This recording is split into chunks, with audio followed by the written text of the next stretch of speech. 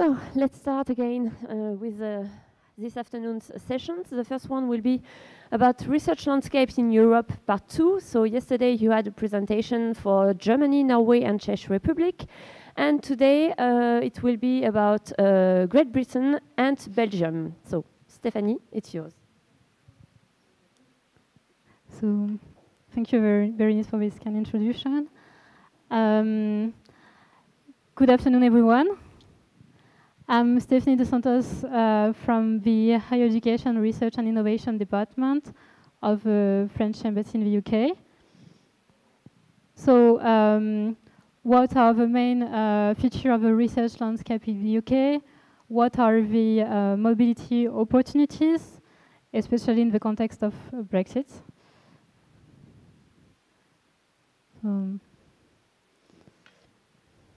As you know, the UK is renowned for the excellence of its higher education and research. UK universities are at the top of world rankings. So there is the Golden Triangle, as it's called, with Oxford University, Cambridge, and London's universities such as UCL, King's College, Imperial, and the London School of Economics. And also, in terms of ranking, the UK is the second country in the world having received more Nobel Prizes for science. And it's the most successful country for receiving ERC advanced grants. And also, the top 4 universities receiving the most funding from Horizon 2020 are British. In the UK, there are also influential scientific institutions, for example, the National Academies, the Royal Society, British Academies, and others. I think there will be a presentation by the Royal Society after that.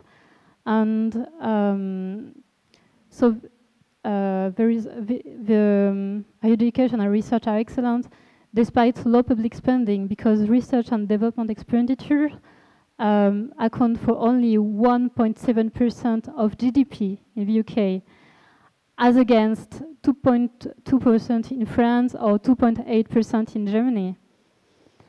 But on the other hand, as you know, there are expensive tuition fees, around £10,000 a year, often. So. Some key figures to highlight this the excellence of UK higher education and research. The UK represents 1% of the world population, for 3% of global funding for research, 6% of peer-reviewed papers, 12% of citations, and 16% of the world's most highly cited articles. The UK research funding system is divided between the centralized part, which is led by the Department for Business, Energy and Industrial Strategy, and the devolved administration, which are the Scottish, Welsh and Northern Ireland funding councils. There is a dual system for research funding, so funding of projects, which are provided by the 7 research councils, and recurrent funding based on quality assessment of the research. For supporting the private sector, it's Innovate UK, which is the innovation agency, and it's aimed at driving growth and supporting business in realizing the technological achievements. And there will be changes because in April 2018, the 3 bodies, Innovate UK, the 7 Research Council, and the HEFCE will be merged in one body, which will be the UKRI. If you are interested in doing your PhD in the UK, you can have a look to the funding sources of the research councils and the university, obviously, but also some fundings are provided by commercial and charitable organizations.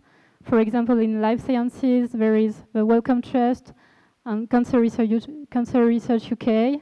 In social sciences and humanities, the British academic can also provide some fundings. And there are also opportunities for self-funding through professional and career development loans. To better understand the academic rank titles, so students are undergraduates, then postgraduates, and then PhD students. This is quite similar to the American system. But after having completed your PhD, it's quite little different because it's called lecturer, reader, and then professor. This is only a rough comparison to help you understand the academic system. There are several bilateral mobility programs. So there is the Maison Française d'Oxford Fellowship. So there are grants for PhD students from France wishing to carry out research at the Maison Française Oxford, which is a research center in social sciences and humanities. For senior researchers working in France and wishing to conduct research in Churchill College, they can also have some fellowship. And you may heard about it today because, as you know, it's the 2-year anniversary of the Paris Agreement on Climate Change. There is also the Make Our Planet Great Again program for to support junior and senior researchers working in areas of climate changes, energy and earth systems, and that would like to develop a research project and partnership in France.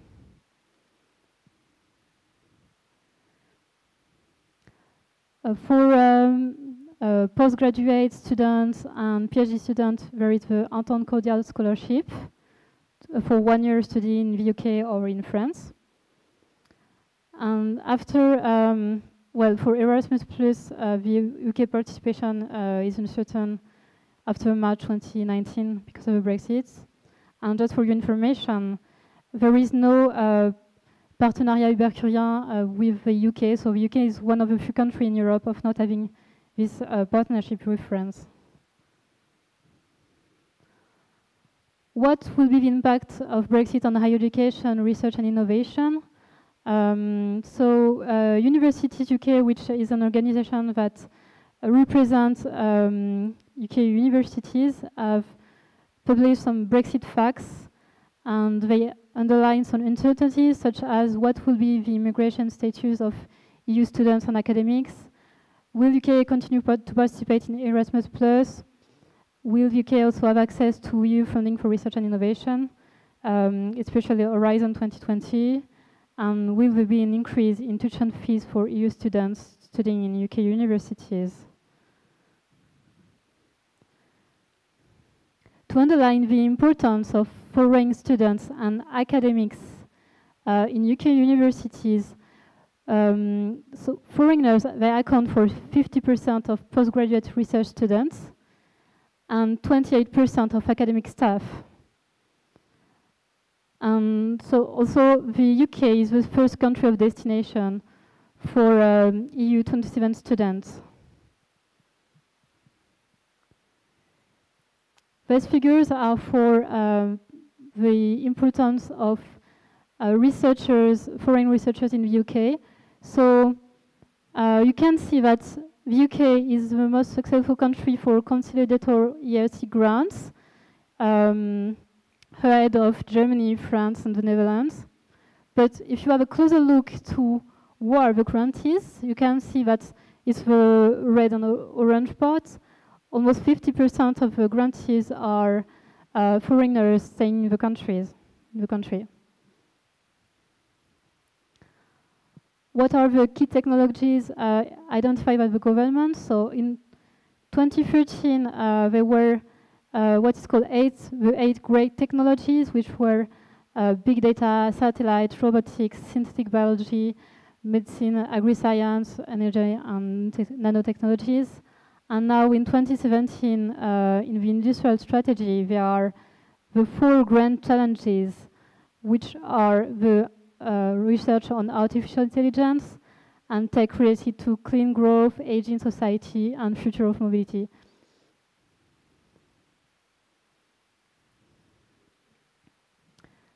So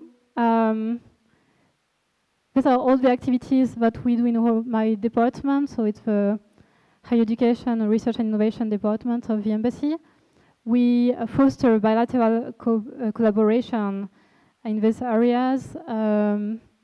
We organize many events. For example, if you are in London on the 25th of January, there will be the Night of Ideas with many artists, intellectuals, and for example, there will be one session on about space with French and British astronauts at the French Institute, and one other session about artificial intelligence and creativity at Imperial College with demonstration of technology. So you are very welcome if you are in London in this in January.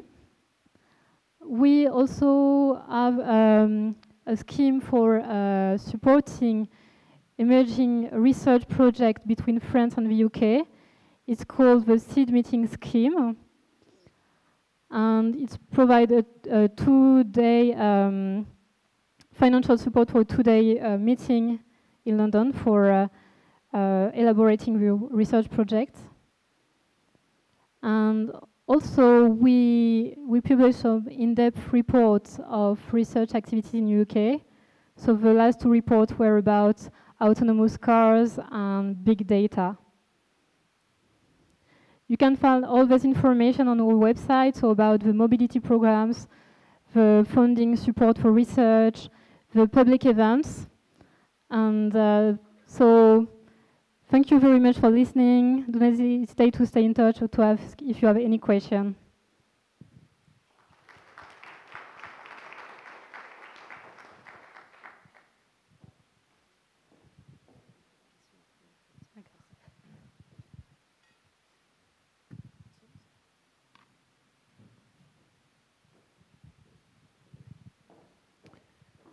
Good afternoon, everyone. My name is Pierre de Moitié, and I'm working for the Service Public de Wallonie. It's the Ministry of Research in the Walloon region in Belgium. And first of all, I would like to thank Berenice for her kind invitation. This exercise is quite complicated because of the structure of my country. But let's go. As you know, Belgium is not so far away from here. It's a country with worldwide known painters like René Magritte, for instance, or Paul Delvaux. We have also famous musicians or singers. A recent example is Johnny Hallyday. We have traditions, for instance, carnivals. We have the famous Gilles de Binche. We also have horseback shrimp fishers in the North Sea. And we are also known for our gastronomy and beers. We have also actors, for instance, Benoît Poulvord. But we have scientists, and our last Nobel Prize is François Englert from the Université Libre de Bruxelles. That was 2 years ago. And in my country, like in France, it rains sometimes, and the sun also shines. But with our 11 million inhabitants, mostly of them are speaking Dutch, 6.5 million, French, 4.5 million, and a little German-speaking community. Belgium hosts, as you know, the European Commission, the European Parliament, a lot of international organizations, NGOs, and more than 1,000 lobby groups. As I told you just in the beginning, Belgium is a federal state. That's the row A, with communities and regions. The row B are the communities. The B1, let's say B1 is the French-speaking community, where you speak French. B2 is the Flemish-speaking community, and BC is the German-speaking community. And on the row C, you can see the regions and regions. The first one is the Brussels region, the second one is the Walloon region, and the third one is Flanders. Is it okay for everybody? Let's continue. So if you want, for instance, explore the moon, like Donald Trump want to do in the next day. If you want to make research on board or Belgica vessel, or want to go to Antarctica to our polar station, you have to deal with the colleague of the federal level, row A. But if you want, and about the federal level, there are 15 federal scientific institutes. Topics, research topics for those institutes are, for instance, aeronautics and space, polar or sustainable development, Earth observation. The federal level pays also the fees for the European Space Agency, for the European Southern Observatory in Chile, for UNESCO, for OECD, and so and so. Next January, in a few days, we will have our own space agency. It will be a great step for us because we now are working with the European Space Agency. Now it will be a Belgian one, space agency. But if you want to work on an industrial level or perform your research in a higher education, you have to deal with regions and communities. It's quite complicated, but I have here a small video.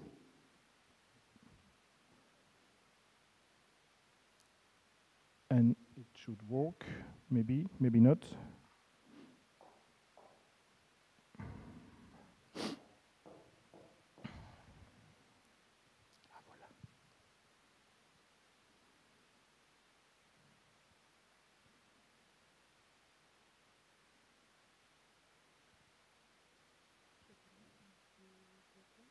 Oui, oui.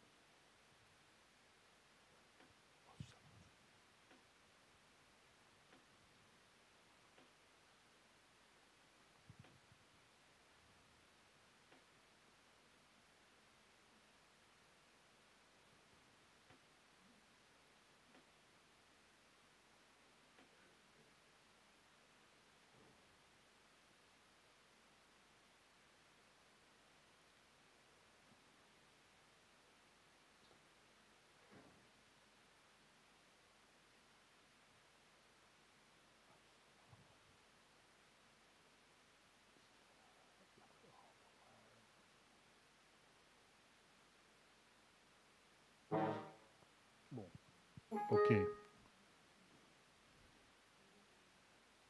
C'est pas grave.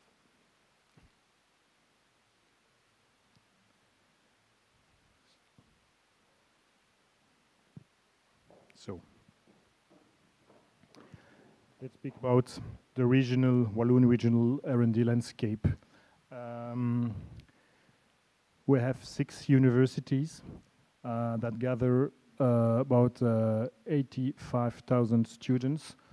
12,000 are coming from Europe, a little bit less than 6,000 are non-European students, and we have 4,200 researchers.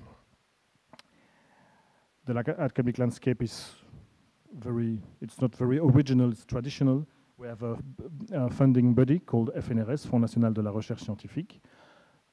6 universities. The first one is UCL, Université Catholique de Louvain, then ULB, Université Libre de Bruxelles, Université de Liège, Université de Namur, Université de Mons, and Université Saint-Louis in Brussels.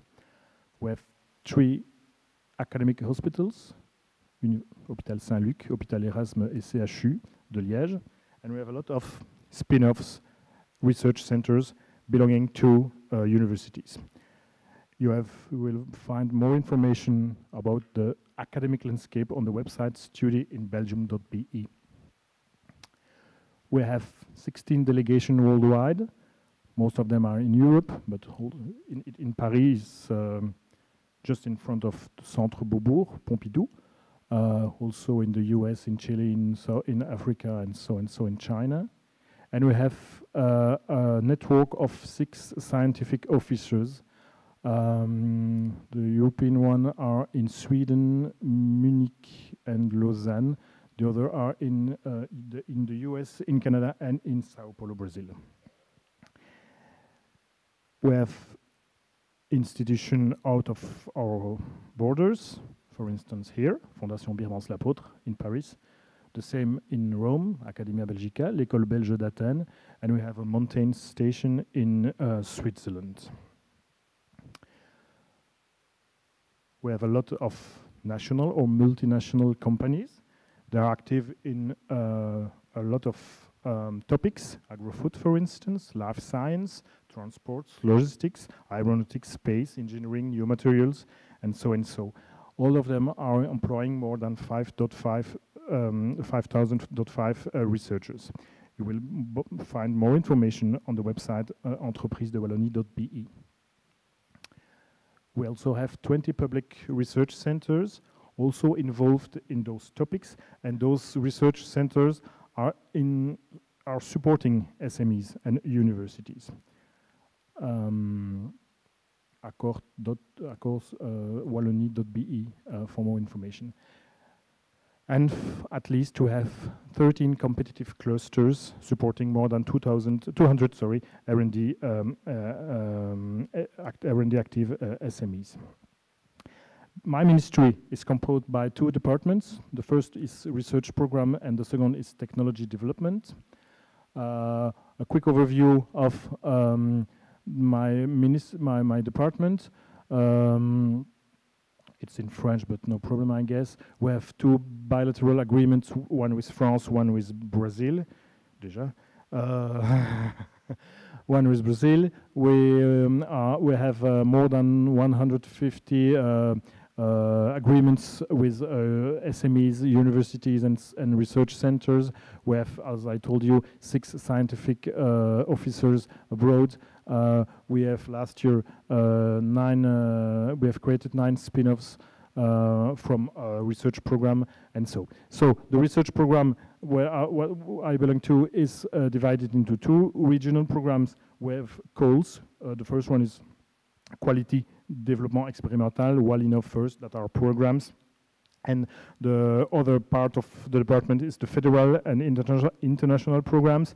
We participate to the European research, for instance, Eureka, Eurostars, some Zeranets, and so. We also manage a co-funded program like Interreg, and we are in charge also of comitology. In yellow, you will see all the countries we are dealing with in all of our programs. The second department is technology development department with a direct support for new products. They are dealing with patent and hiring some people. They also give money for projects in the frame of industrial development project or experimental development project or prototyping. They are also in charge of dissemination with a scientific magazine, with contests with sponsoring, and so. So if you want more information, please have a look at our website. Do not hesitate to call me, to send me an email, and I will answer all your questions.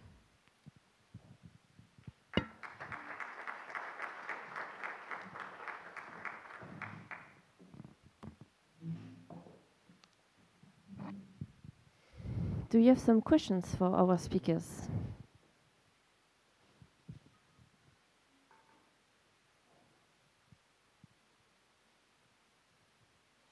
Okay, then I will ask one. I don't know. Yeah. It was the same question as I asked to your colleagues from other countries. What makes your country attractive for researchers?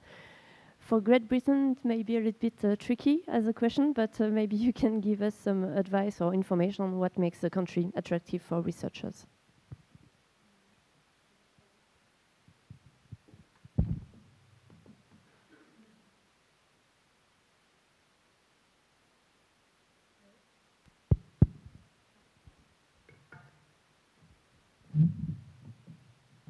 So the first part of the answer is easy, is that as I said, the UK is well known for the excellence of its research and higher education, and that's why, I mean, students sometimes they agree to pay more for having a degree from a British university, and also researchers are attracted by the fact that you have great installation for research, you have higher salaries also, so and also the language. I mean, you can, because it's in English. So I think for all these reasons, it's really attractive.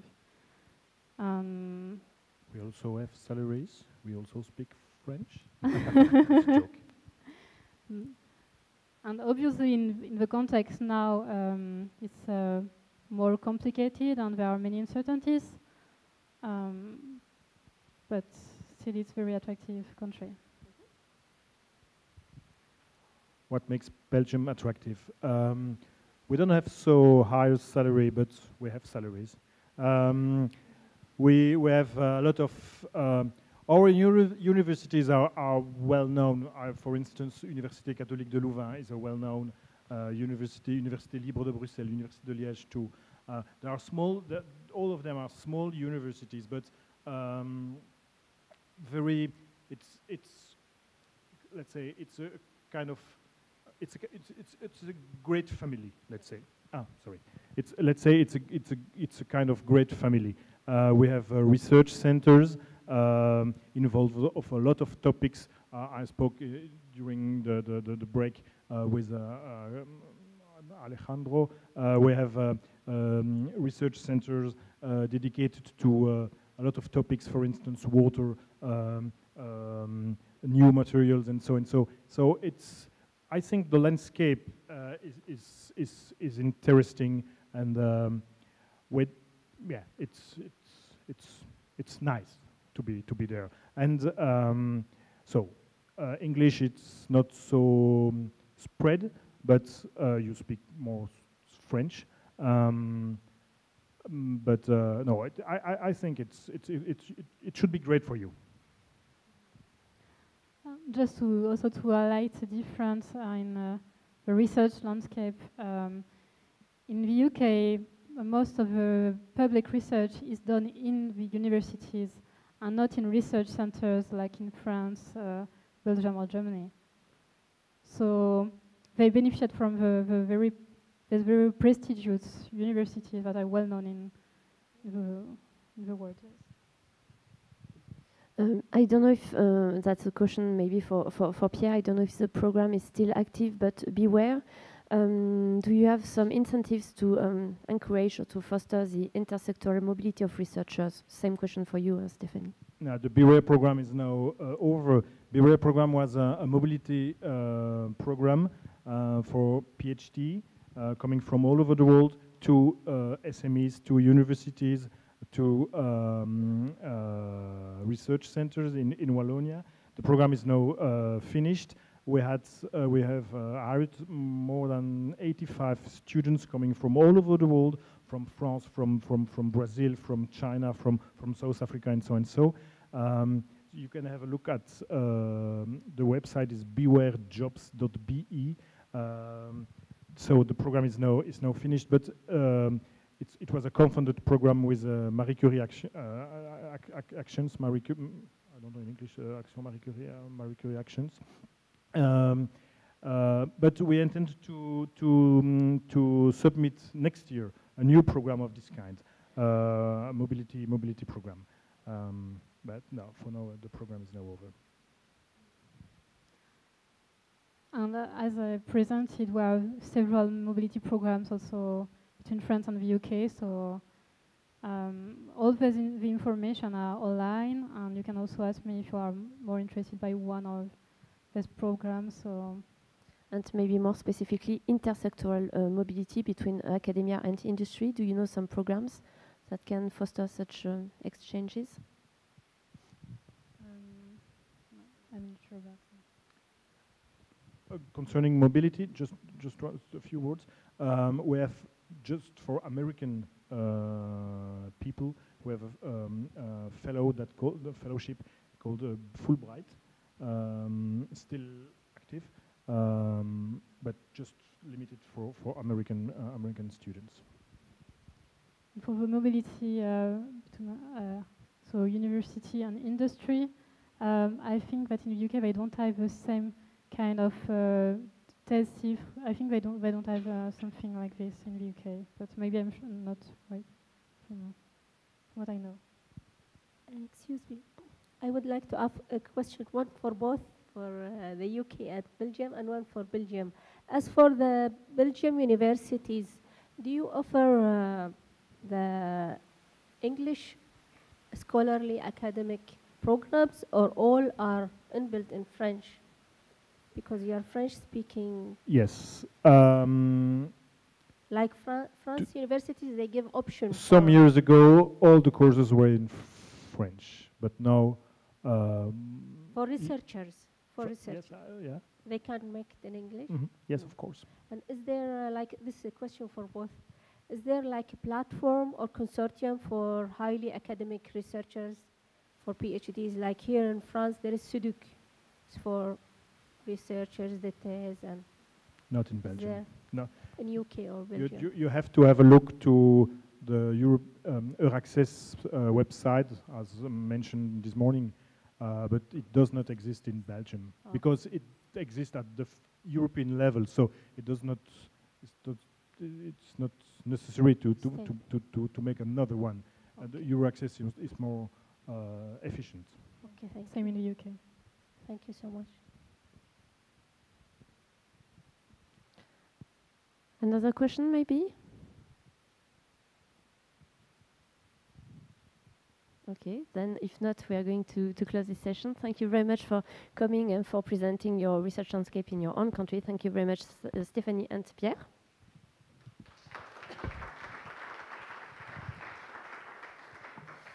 And we are going to switch to the next session dedicated to the public-private partnerships.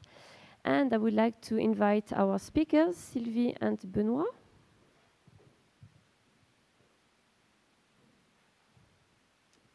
Okay.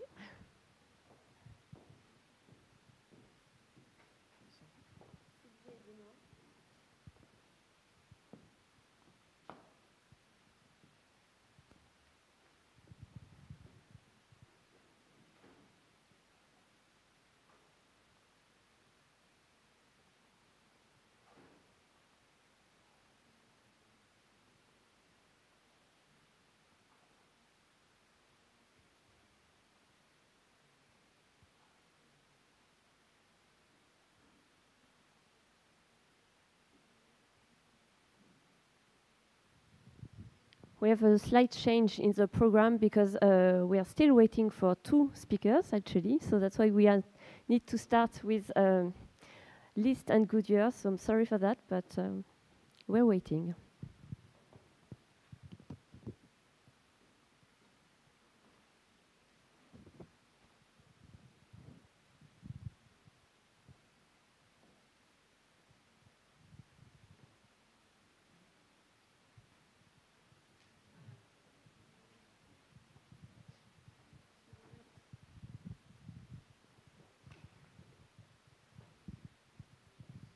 I'm really sorry, Sylvie and Benoît, but we have a slight change in the program because we are still waiting for the 2 other speakers, so you are going to start instead. So we'd like to welcome you on stage and to introduce you to Sylvie and Benoît, who are in charge of a big research project in Luxembourg, a public-private partnerships between List and Benoît, and I'm going to leave you to present this project together. Thank you.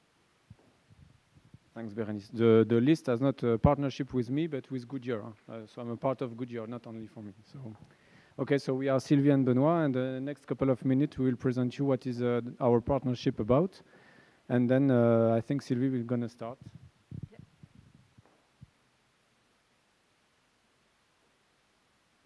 Okay, so my name is Sylvie Fromentin. I'm program manager of this partnership with Goodyear project at LIST.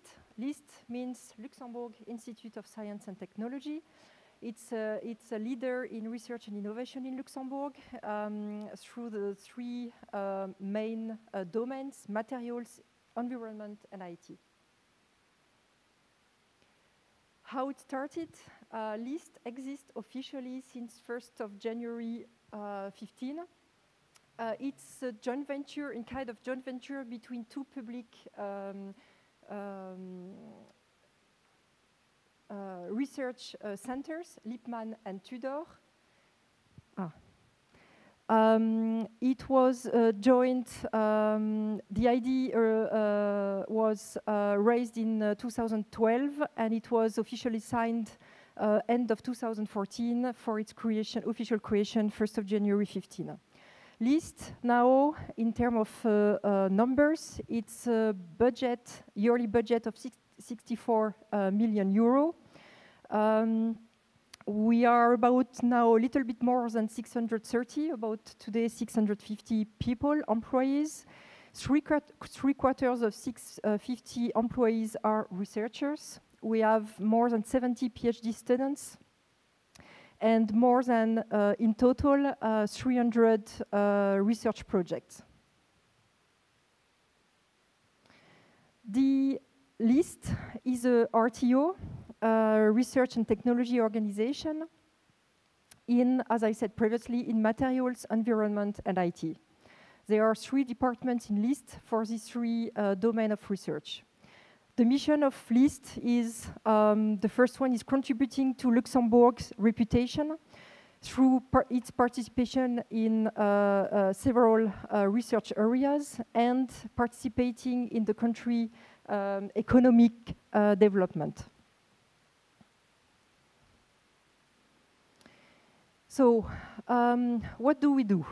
We are an RTO managing research projects. Through all these projects, from the fundamental and applied scientific research, knowledge and competencies development, as well experimental development, scientific policy support to the Luxembourg government, and very important doctoral and postdoctoral training in partnership with universities, mainly, of course, University of Luxembourg. So here are the 3 departments of LIST. The first one is MRT, so with the domain of materials. MRT covers about 70 to 80% of the total project of LIST. The second one, ERIN, about the environmental, and IT, it is for the innovative services. So our partners, there are a few of them. As we said before, we are working with industries, so manufacturing, for instance, construction, logistics, but as well space. As well other RTOs, universities in Europe, in Luxembourg and in Europe. And we are in line with our research focus. We are managing different types of projects, competitive projects, collaborative projects, hosting of researchers, and as well prestation de service, so provision of services. We have in the MRT department, for instance, we have a group to do some material characterization, so for external industries in Luxembourg, but as well in Europe, we can do some specific studies, so that's what we call services. So where are we? We are located south of the country, south of Luxembourg. For people who don't know where is Luxembourg, is in right in the middle of Germany, Belgium, and France. It's a small country, but very active country. We are now located in, so as I said, in south of the country. The offices are brand new. We are in Belval for about a year now. And so you have all the contact details on this page if you want to take contact with LIST. Thank you. So a few words about the company. That's what your vision you have about what we are doing. So we are doing tires, obviously. So tires for racing, tires for next generation of cars, your tires for everyday, tires for trucks, tires for farm industry, and also tires for out of the road In French, this is génie civil. So this is your vision about what we are doing, and currently this is our vision. So before joining the company, I was thinking that a tire was such a stupid black donut, and why the hell do I have to pay so much money for such a stupid product? At the end, I was completely wrong, because as you can see on the slide, this is a real high-tech product. You cannot sell it as an iPhone, but believe me, it's much more complicated, except for the hardware, because we don't have any hardware or software into the tire yet.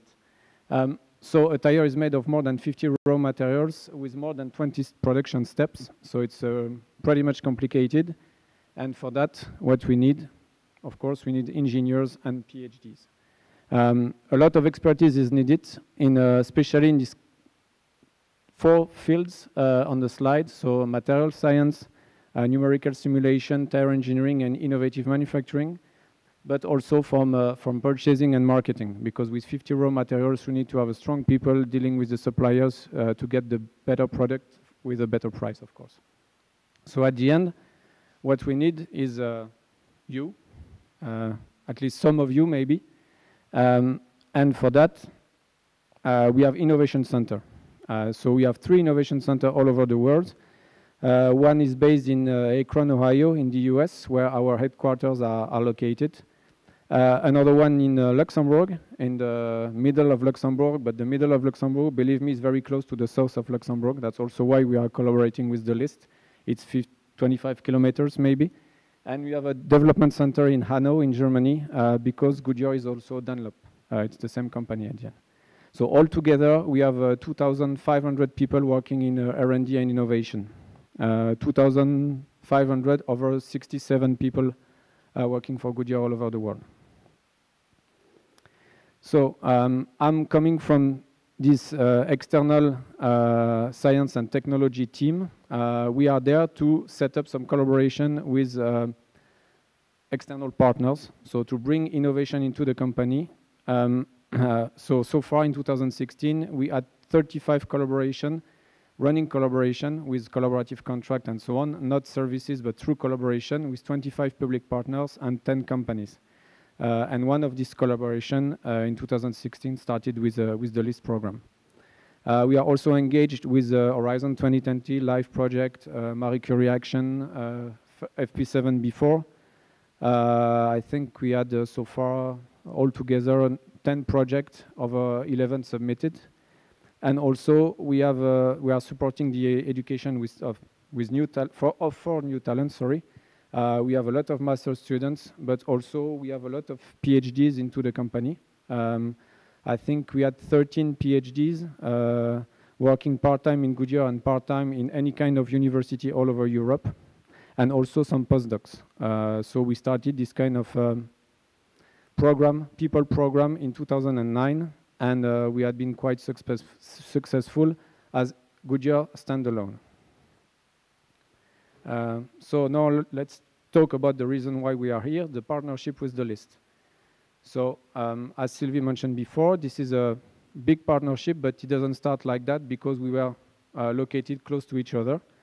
It has been capitalized on past collaboration we had starting in 2010 and even a bit before. A bit before it was only short-term interaction like materials characterization, few master students and so on. And then you see on the slide in 2010 we started through collaborative program with 5 years time, but on very specific and targeted scientific problems. So it took some time to make the trust between the two organizations and to really dig into a bigger program because we found some possible interaction between the RTO and the company.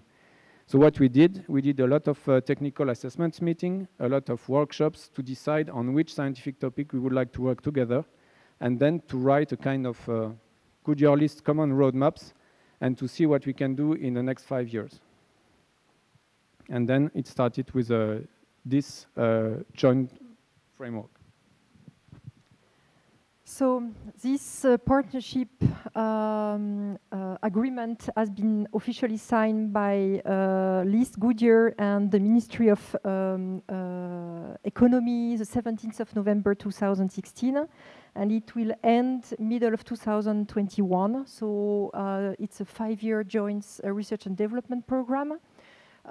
It's funded by the FNR, so the Fonds National de la Recherche in Luxembourg, as well by the Ministry of Economy and by Goodyear and List themselves. So we are putting some money in this program.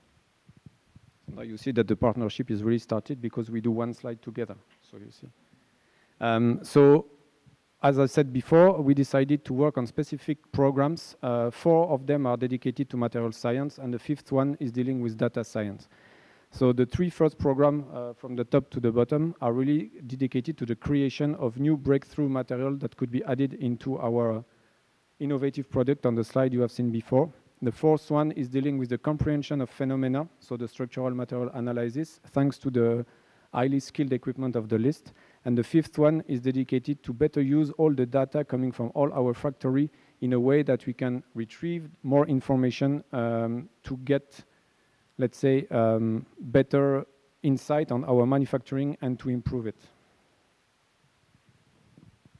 So how this program is structured? So what we call here at the bottom of the slide, project 1, 2, 3, is actually, so this partnership has actually 5 different programs, 4 on materials and 1 on data science. Each programs, so these 5 programs have some sub-programs called projects, and underneath we have some work packages. So in total we have 16 projects and more than 30 work packages, all of course in this partnership framework. It's not only Benoît and myself, fortunately. We have some people supporting the execution of the program. For each work package and project, we have some team meetings every month with people coming from Goodyear. Most of the time it's done at List, and of course with the researchers responsible for their own projects. We do that once per month, plus all the weekly and follow-up meetings.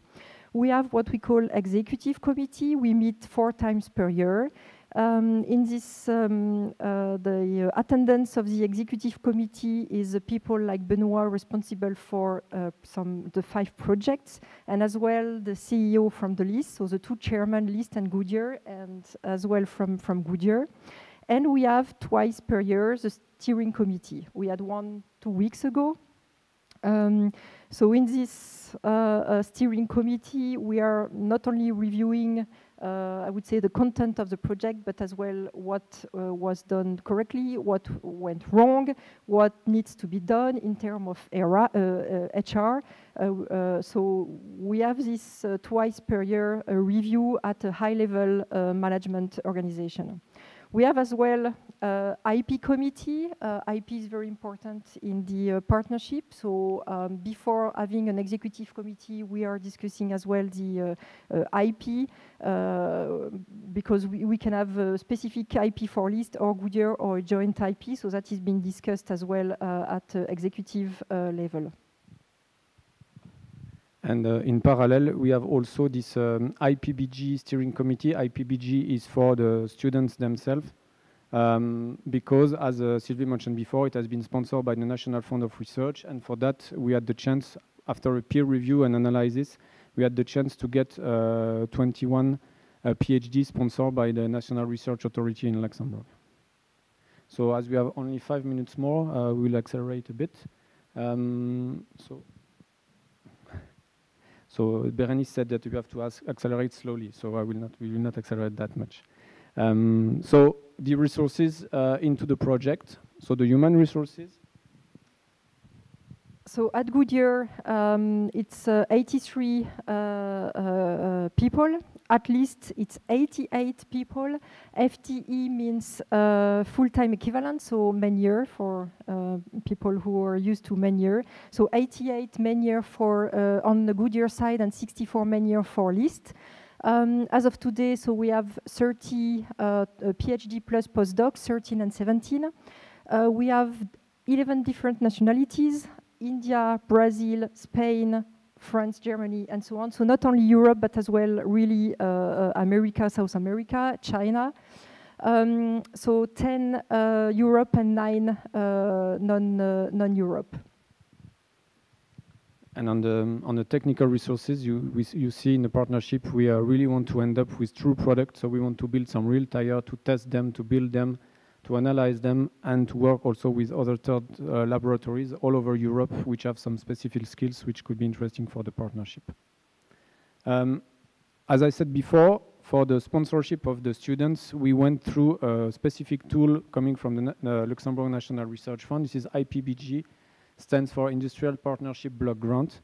So for that, we went through a peer review with different peers from all over Europe. They analyzed our proposal and they granted 21 PhD over the 30 of the partnerships. This tool is there for Luxembourg to foster the collaboration between Luxembourg companies active in R&D, of course, and public research institutions in the country. So for that, we have to develop a complete program with some outcomes, which are the following. We want to do some true publication. Some people, even though it's a private oriented program, we will allow all the students to publish during their PhD. We want to patent the discovery that we will do during the partnership. And also we want to prepare or to pave the ground either for LIST or for Goodyear for new hires in the future. Meaning that all these students or postdoc fellows are there as a pool of potential new hires for the company or for the LIST in the future. So there is a lot of expected outcomes, especially for the country, because as we said before, Luxembourg is small. If they want to, let's say, exist on the map, they have to go through this kind of big partnership and to show up that research in Luxembourg exists. But I've seen that you have seen also in the corridor with the LIH or the LISER that there is a lot of R&D and RTOs in the country. So I mentioned before, this partnership has 5 programs. 4 are under this, what Benoit said, IPBG. The 5th one is data science, is outside of this IPBG program. So the 4 programs in materials, you have here, you can see an overview. So we listed before, so the first one is on the filer, polymer and additive technologies. And you can see here the number of PhD and postdoc per program. And the number 4 is a transversal. At the bottom of the slide is the advanced structural material analysis. This is the 4th program. And with a total of 24, 14 PhD and 10 postdoc. So we have to recruit all these people. So we set up a very specific recruitment process, meaning that both our HR from Goodyear with the HR from the LIST they set up a specific process, because in the industry we've got other standards than in the RTOs. So we mixed up a bit our 2 processes to end up with one which could satisfy the recruitment into Goodyear, either or the recruitment into the LIST. So this was very easy. The HR were very well aligned. We had the first process at the LIST, because at the end the student will have a LIST contract. Then our HR came later. We had the true analysis of all the CVs. We end up with 10 per position, and over these 10 we interviewed 3 or 4, depending on the level of expertise that was needed. So we did an internal sourcing in the different kind of website like Euraccess, for instance. It was fully based on merit selection. So even if we are an American company, there was no ban of any country. So we had an interview with people from Iran or whatever, completely based on merit and let's say the matching with the scientific aspect. And then we had the selection committee after the interview that we can get into an agreement and to select the best candidate for the best position. I will add one comment. So we mentioned we had today 27, 28 PhD. We will continue the recruitment process next year. We still have 2 or 3 open positions for next year. So if some people are interested, you can go to the list website and you will find the probably beginning of next year the open positions. So now, on top of that, someone was mentioning this morning, how do people feel this kind of discussion with students? I think it was you probably, that was in the past. We never had this kind of things. At my time when I was did my PhD a long time ago, there was not this kind of event, no training, no transversal skills and so on. So in the frame of this partnership, we tried to set up a kind of training plan which could be very interesting for the students. So we will show you some slide right now. So we made a proposal in terms of training in collaboration with the doctoral school from the University of Luxembourg. And you can see here on this chart, we have some some specific training, some common training to develop the skills of the different students. The training is done in collaboration with Goodyear, of course, but as well, you can see here on the top left with the University of Luxembourg. Some examples, for instance, in the common training, what we are proposing is project management. We've done that last week, so it was fresh. We have as well the presentation skills, how to have a good presentation. So all this, let's say, common training will help you not only for your PhD, but as well for your life after PhD and after postdoc. In terms of specific, so there will be, I take the first point, career development.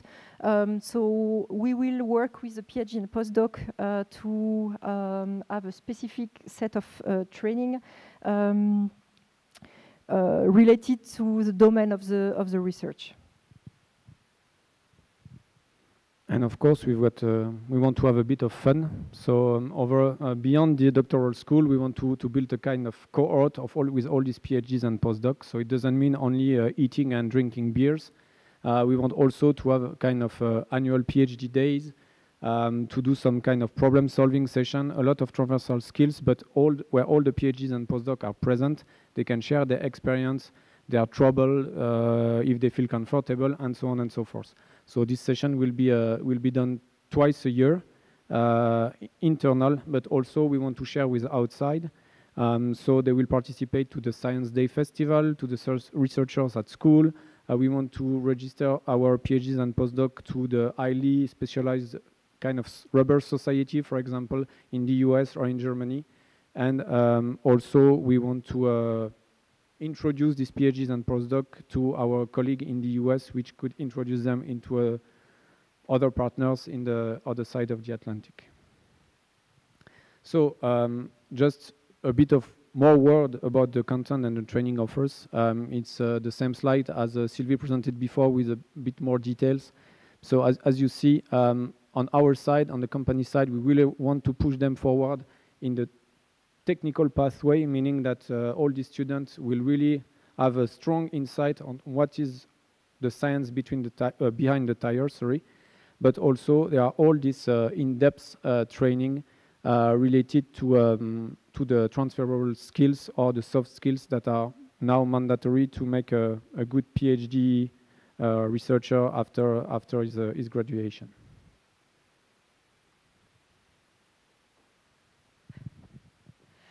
So last slide, but not least, to summarize this partnership Goodyear list, what we try to do is, in terms of recruitment and PhD, is the creation of a pool of high-skilled students to become future permanent associates. So some of them will hopefully stay at least or at Goodyear. Long-term project to work, so we mentioned before it's a five years project. on a very fundamental research, but to be applied on a concrete product, tires. Strong support in training, we just mentioned that before, during the program to prepare for research or industrial environment. Some people will not stay in academia, but will go outside of university or RTO to private industry. And high impact program with an international industrial relationship.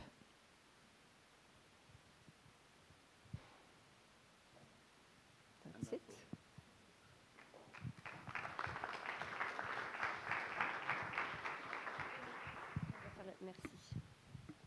So I would like to invite Mr. Simama to come on stage and to do the presentation.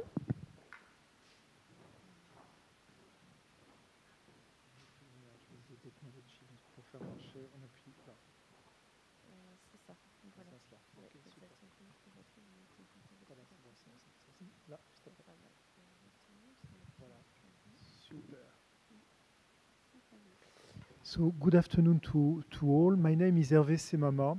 I am a human resources head in a company which is called Atos. So it's the first time we participate to such event, and I'm very pleased to have this opportunity.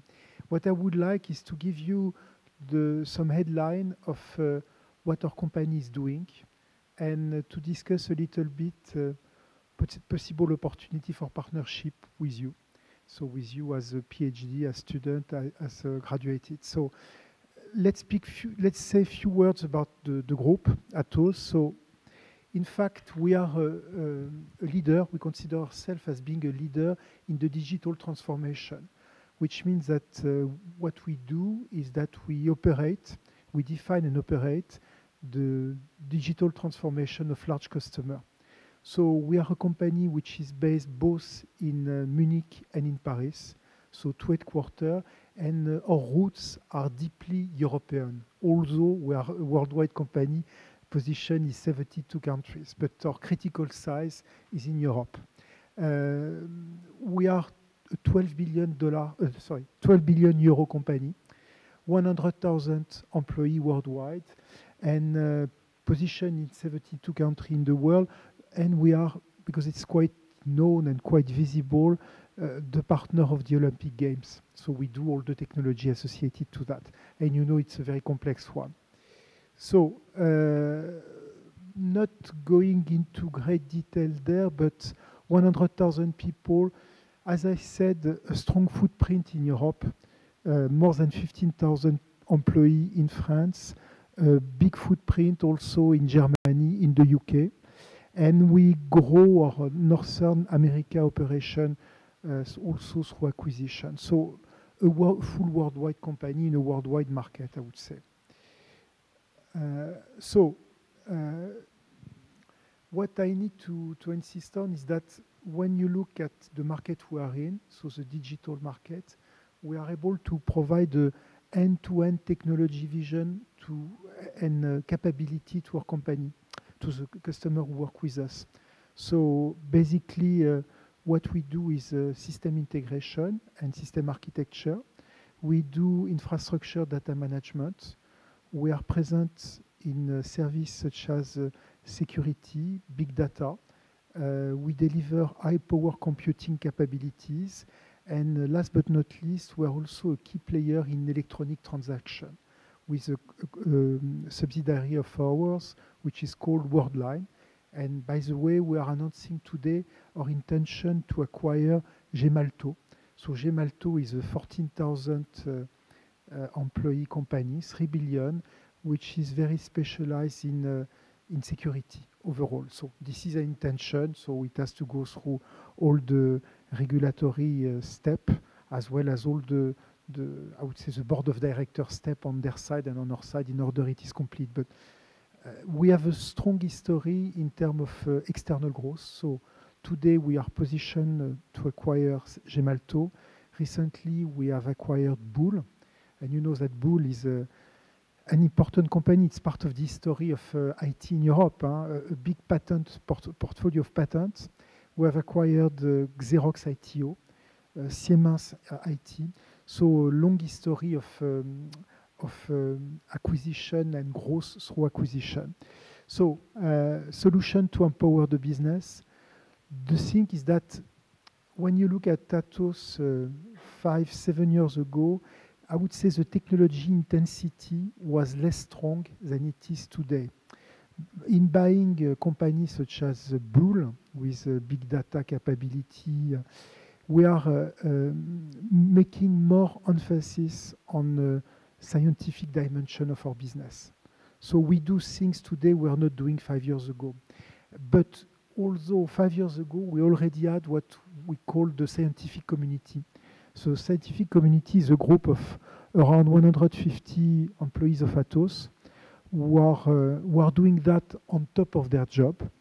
It means that we find people coming from technology but also from the business, and they all work together in a task force mode to define the technology and the business vision of years 2020.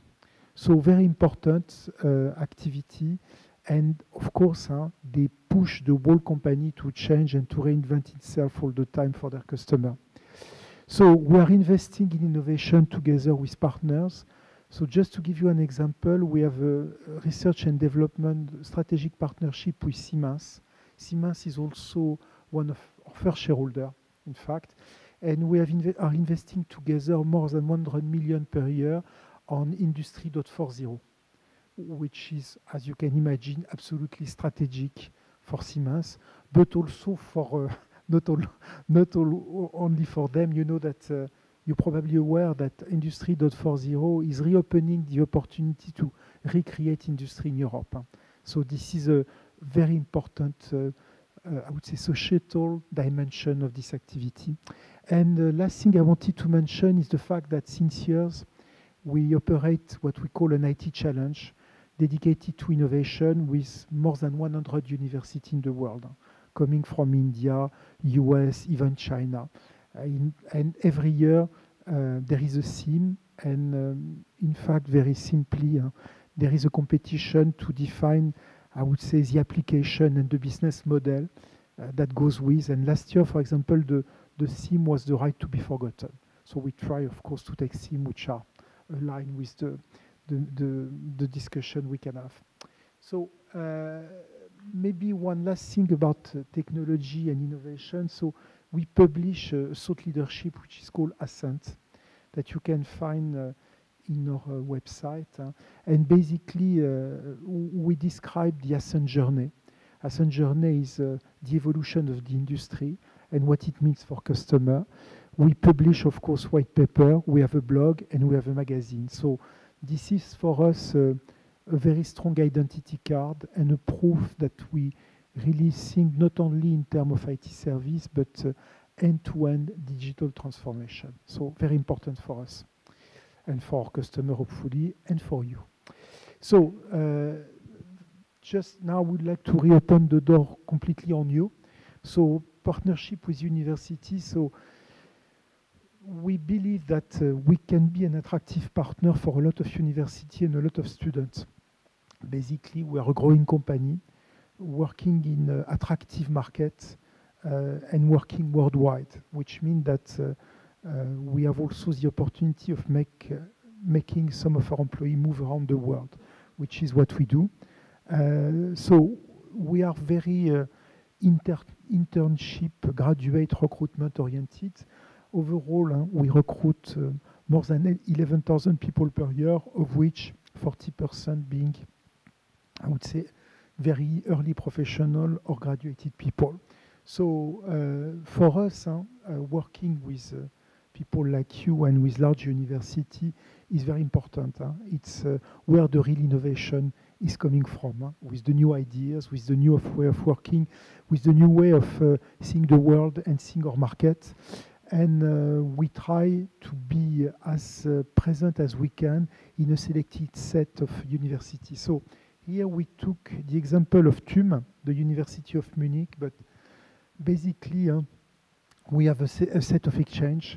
So we have student program, they participate to IT challenge, we have some workshop with PhD. So this is, you may be aware about the University of Paderborn in Germany. There we even have a lab, a common lab with the university. So all in all, more and more, the technology and scientific dimension of the group is growing. So we are more and more looking to gather some profile with PhD. We have selected a group of universities worldwide where we focus on. So it includes universities from all the world, even from India. This is our recruitment and internship capability is measured by the group, is followed by the group executive committee. So this is something extremely important to us. This is also the reason I have the pleasure to be with you. So please have a look at our site to know more about the company, to see if you can find interesting activities in line with what you want to do. In line, this is very important to do what you like. This is, I think, the most critical. And as I would say, as entry point, the most simple thing is that if you are interested, you can directly come to me. So my email address, I think, is indicated. Or if not, you can ask for it, and I will redirect you to the right person. But again, I am personally measured. I am the head of recruitment worldwide, of mobility worldwide, of compensation and benefits, of a lot of things. So I'm personally measured on our ability to attract well-graduated students. Okay, so in a nutshell, in a few words, that's the few messages I wanted to deliver to you, and I thank you very much for your attention.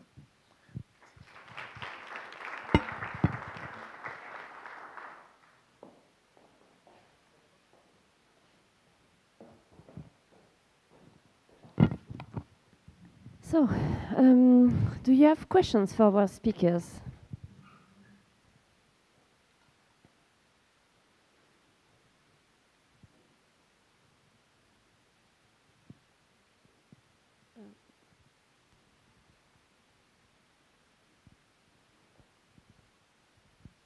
Hello, so I have one question for Benoit and Sylvie. It was about the training offer.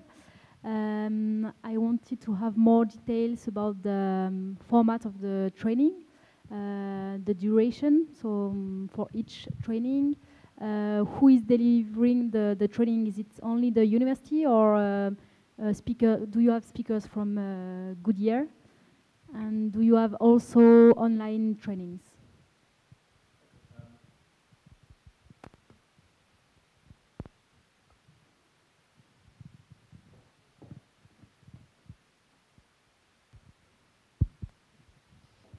Okay, thank you for your question.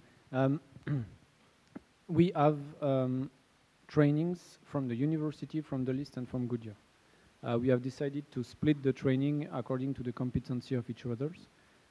So the duration depends on what kind of training we are talking about. For example, if you refer to the technical training, which are basic training like basic compounding, basic tires, and so on, this is 1 or 2 days. Then it gives the flavor to all the students, what is tire engineering, what is global material science into Goodyear, and so on. And the advanced training, these are sessions all over the year, which are offered by our, would say, highly skilled people, so our experts into the domain into Goodyear. This is 2 hours per week during 50 weeks as a maximum. The students will not be forced to take all these courses. They can pick up according to their PhD topic itself.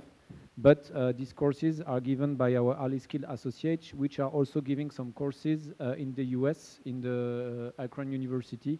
So we will pick exactly the advanced training for our internal employees than for the student for the partnership.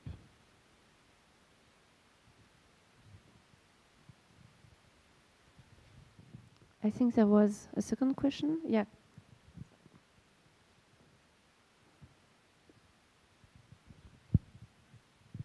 Hello, my name is Jean-Marie Pincemin. I work as a national contact point for the Marie Skłodowska-Curie Actions, the European program. And especially the program with Goodyear looks like a very good Marie Curie program. So I was wondering if you had explored the possibility to maybe use this kind of device. And it's So in FP7, we had, as I said before, we all together from FP7 to H2020, we submitted, I think, 11 proposals, and over 10 were accepted by the Commission. We are not better than others, but we are very selective on the consortium at the beginning. So that's the reason why we have a high success rate. And over these 10 which have been successful, 3 are ITNs or IIPP in the past. So we had 2 based on Marie Curie action in FP7 on noise technology, and the other one was more on snow. And we have a new one which is starting now with a consortium of 12 universities and 4 industry or private partners. It's an ITN, so it really looks like this one, as you said, but it's based on noise technology and it's fully international into Europe. It has been granted, I think, end of 2016. It's very inspiring to see like big companies like yours adopt the same. I believe maybe it's the same practices in the industry, but the training, especially the training for PhD, is really what the Commission is looking after in applications to Marie Skłodowska-Curie actions. So, yeah, check those slides and get inspiration from this. That's good. Thank you. It has been done with the list together. And also with the Doctoral School from the University of Luxembourg. As we said before, we are 2,500 people working in innovation. In the past, it was a school of tire engineering, school of material science, but you know, the same blood gives not the best child at the end, so we have to change a bit and to onboard new people coming from new fields to work with other universities. So we did a lot. Let's say, to motivate people to come into our company by training them. The people on maybe on topics that they don't know after the graduation, because tire industry is not very sexy at the end. Middle of Luxembourg is not very sexy. South of Luxembourg is great, but middle of Luxembourg is not very sexy. So make people coming in the middle of nowhere to work on tires, that's complicated, especially for data scientists. And data scientists, they can work for Atos. It's pretty much funny than or Google or Apple than working for a tire industry which is doing some stupid donut, as I said from the beginning. So we have to motivate people to make them having a kind of trust into the company that they can bring the people forward and not only being picked and to work like in a world company and being like a number on the map and just a pin. So that's what we try to do. But thanks for your comments. And Mr. Semama, do you have some EU-funded project also at Atos? We have some, but I guess less. But we are getting more and more active with the EU than we were in the past. As I said, in terms of science, technology, research and development, we are going to another level of maturity compared with what we were in the past. Any other questions for our speakers? So we'd like to ask one, at least. You said you have regular meetings between your company and your research institute. I suppose it's the same also at Atos. How is the communication between academics people and industrial people going? And what kind of advice can you give to researchers to communicate better, maybe to industrial people?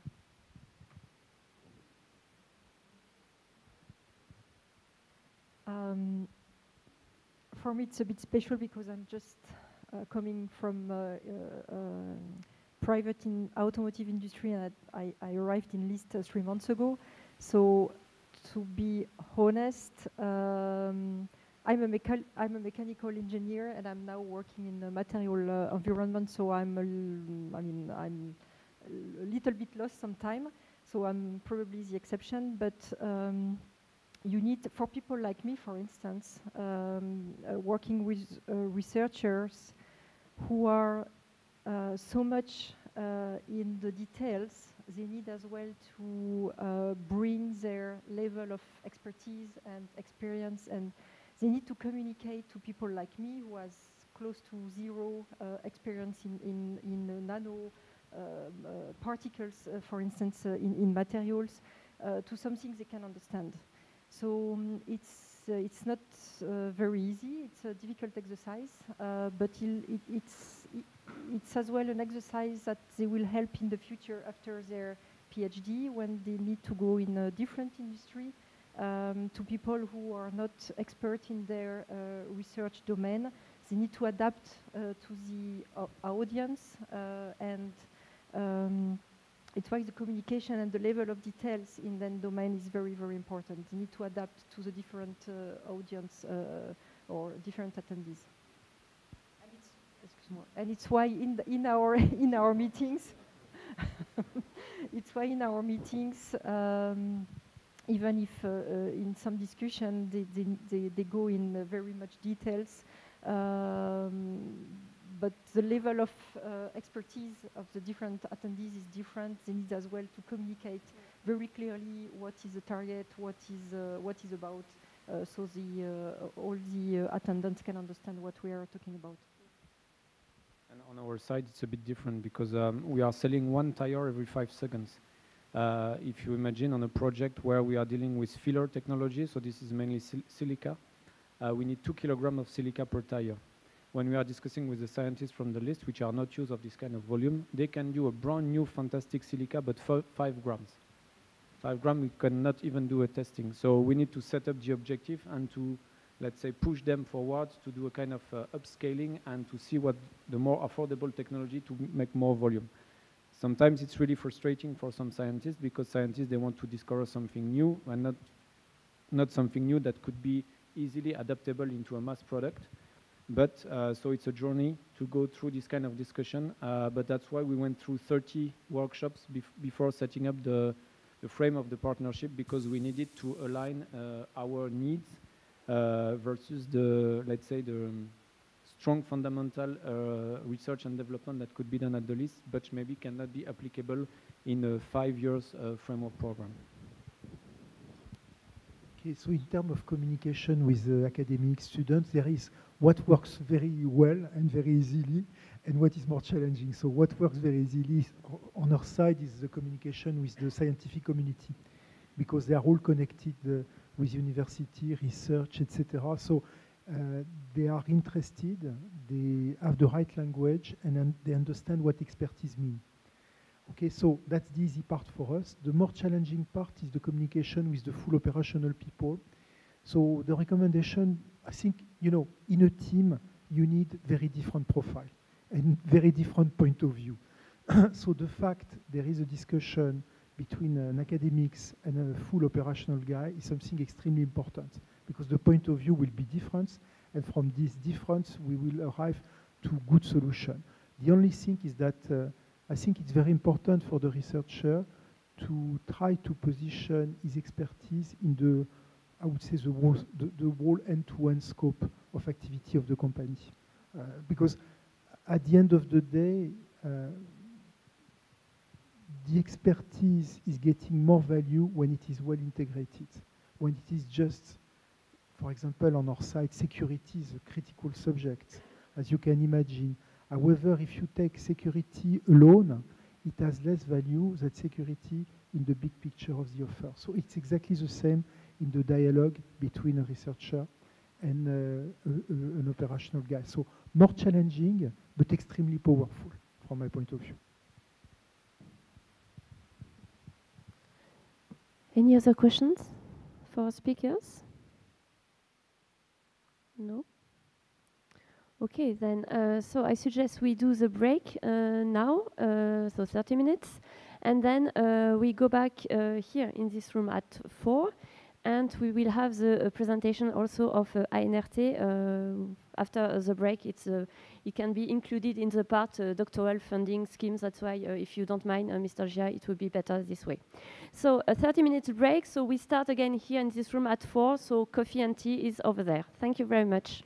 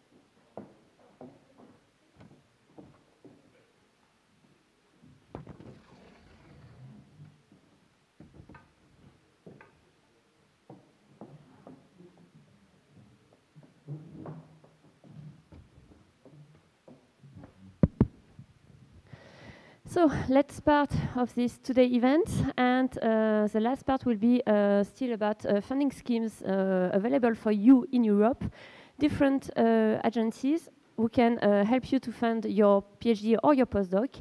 And we start first with Mr. Gia, who is going to present an incentive specific to France. So Mr. Gia, if you can start your presentation. Okay, thank you very much. So this is really my pleasure to introduce you to the CIFRE program, which is a typical French program which allows a company to receive some fundings from the French government to fund some PhD research. And I'm going to present you how does it works, actually.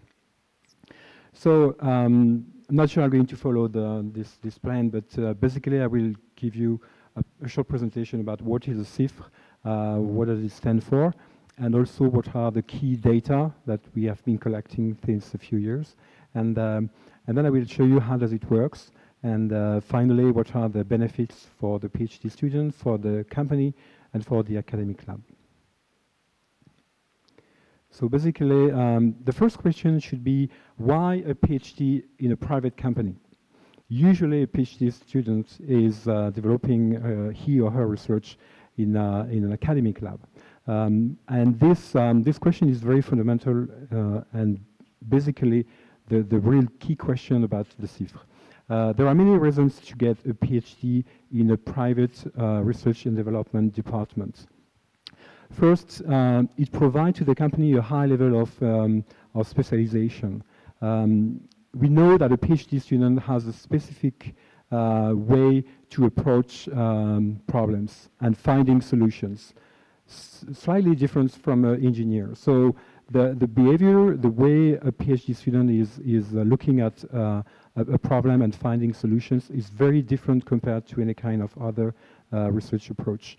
It also gives to the company the ability to get access to some research fields or research topics which are not basically in their deep research domain. So it allows the company to be open to external field of research. We also know that we expect that a PhD student has a high level of expression in terms of writing and oral expression in English or in different countries. And I will come back to the international side of the CIFRE program. So CIFRE stands for French name, so I try to make a approximative translation. So CIFRE stands for, this is an agreement, this is a convention, so this is an agreement between a private company and the French government to employ a PhD student doing he or her research in the R&D department of the private company together with an academic lab. So the PhD student will share he or her time between the private institution and the academic lab. So this program has been created in 1981, so it's like 36 more years of existence. Since the beginning, we have been working together with about 27,000 students doing a PhD research based on the CIFRE program. Today, we have 4,200 ongoing projects, which is a kind of doctoral school quite large, if you see the number of students connected to this program. Every year, we have 1,400 new projects coming. And the role of RNRT and the role of my department is to get all the candidates. We have about 1,700 new candidates every year, so we make a selection. We just have one quota, which is the number of allowed CIFRE from the French government, which is 1,400. So beside that, there is no specific criteria between one project to another one, except the quality of the project, the level of competencies of the students, and the ability of the company to welcome the student in a good way. Okay. This program has no nationality conditions, so it is really open to all all nationalities. As an example, I think I will come back a little bit later, but for example, we have 24% of students coming from foreign countries. So it's 3/4 of French students, but there is 1/4 of international students getting benefits of this program. We cover all scientific areas in terms of academic doctoral schools. So we do mathematics, physics, chemistry, medicine, law, language, sticks, whatever. There is all types of scientific areas, and we also cover all sectors of activity. And I will show you some data about that. So, if there's only one slide I should share with you, it should be this one. Here you have the way that the SIF is organized. So you have, actually, you do have three main actors. You do have the PhD students, which is actually an actual employee of the company. We do have a company, a private company, is not necessarily a French company, but the company has to do business in France. So it could be a foreign company or industry, but it has to be based in France. Companies should be seen as more than industrial companies. It could be obviously a small company, it could be a big company, big groups. It could be any kind of institutions like a museum, like a national park. It could be laws organizations. It could be syndicates. It could be unions. Sorry, it could be unions. So any kind of, I would say, social economic institution doing any kind of business in France are allowed to get the SIF program subvention. And the third one is the French Academic Lab. And when I will cover the international side, I will show you that this is a French lab, but it could be also a foreign laboratory coming from another country. So you do have those three actors, and how does it work? So the company receives some money from the French government, and this is the role of RNIT to manage this money. The money is 40,000 euros per year. So for 3 years long, it's 42,000 euros that the French organization, this is the High Educational and Research Ministry. This ministry is given to the company 42,000 euros during 3 years. That's the money we give to the company. In reverse, the company employs the PhD student. And the PhD student is employed for 3 years, and it comes as regular employees. There is no difference except that this employee will share he or her time between the R&D lab of the institution and an academic lab. Don't forget that the SIF is really to make this connection between academic lab and private institution. And then the French academic laboratory will provide knowledge, competencies, will work together with the PhD to create this research together. And of course, there is also a connection between the company and the French academic lab, which is based on a collaboration contract, which precise the way that the PhD will work in between the two institutions, and the money transfer from the private company to the academic lab. There is a transfer of money to, I would say, to pay the knowledge that the academic lab will provide to the institution. I think that's it. So that's the this is the organization, and the RNRT and the SWIFT department is actually dealing with receiving all the projects, analyzing all the project, validating all the project, and at the end, say to the company, okay, you are allowed to do that, or you're not allowed to do that. The success rate is about 88%. So there is a high level of agreement between the company and the RNIT. One word about the reason why we should reject a project is mainly because of the subject, which is not as expected in terms of level of PhD research. It's too low. It's not a real research project.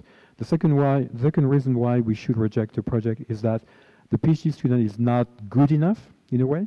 he doesn't have the competencies, or he's not as good student as he should be. And the third is that the company is not strong enough to support the salary for 3 years and the way to manage the study research together with the PhD in a good way. If you remember, the company will receive 14,000 euros per year, which does not cover the whole salaries. Salaries is more than 14,000 euros per year. So it's a good help, but it doesn't cover all the salaries. So we do need to check that, especially for small companies and the startups or very small companies, we need to make sure that they will be strong enough in terms of economic to support the project right to the end. It's just a hypothesis, but we need to check that.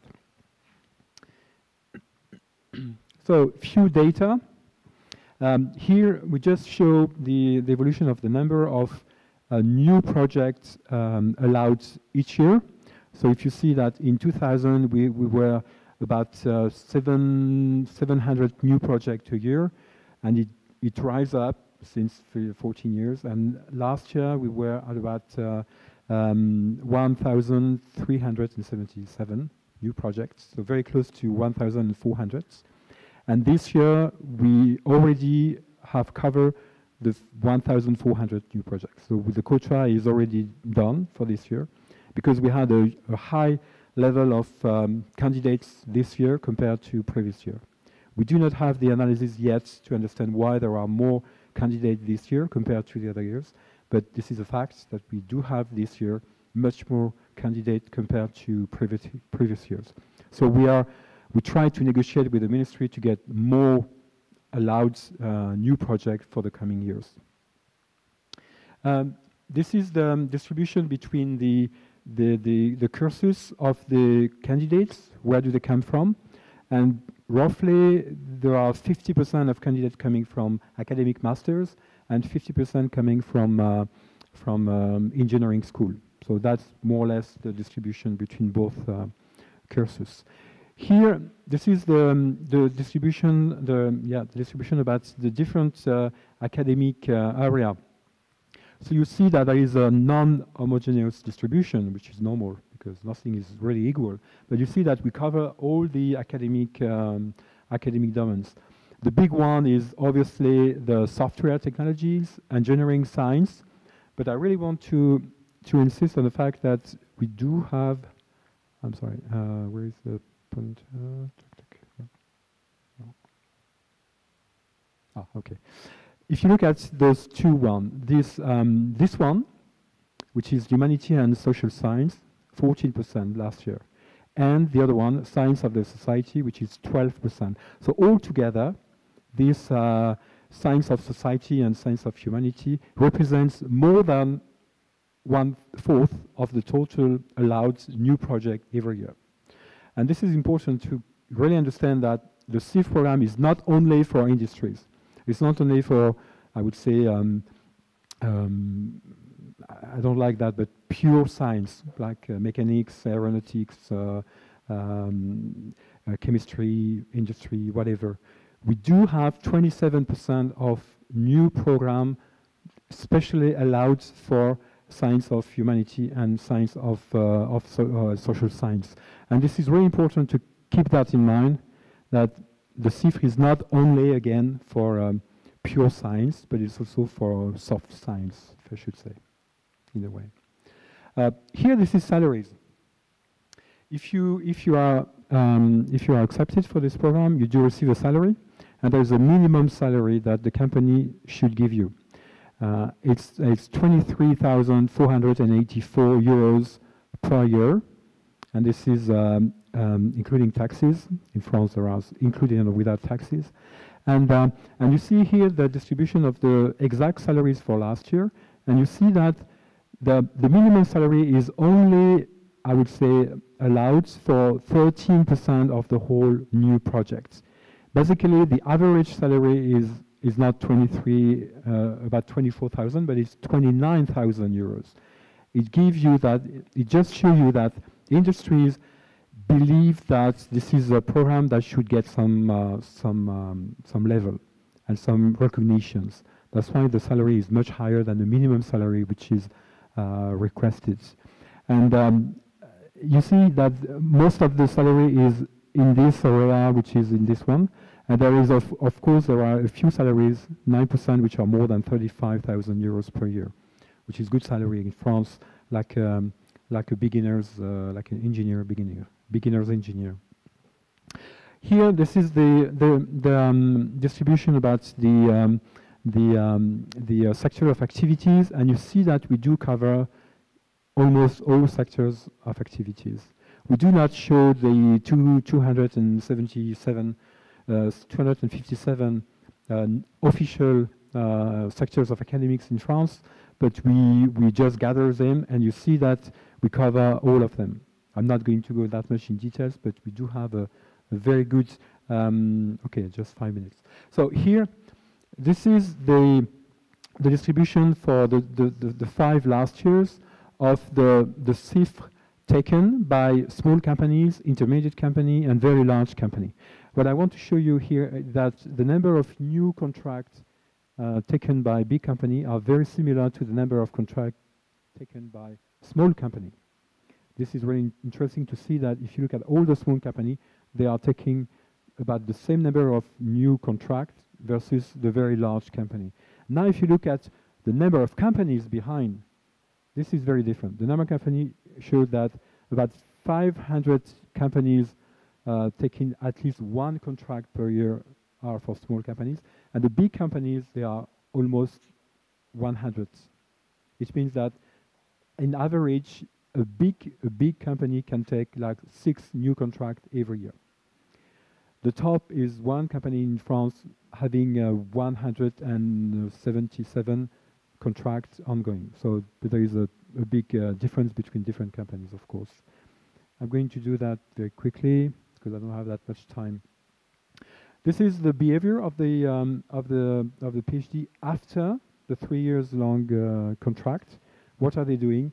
1/3 stay in the company, and 70% of those people they stay in the company because they prepare their behavior, their future. They really work on that in advance.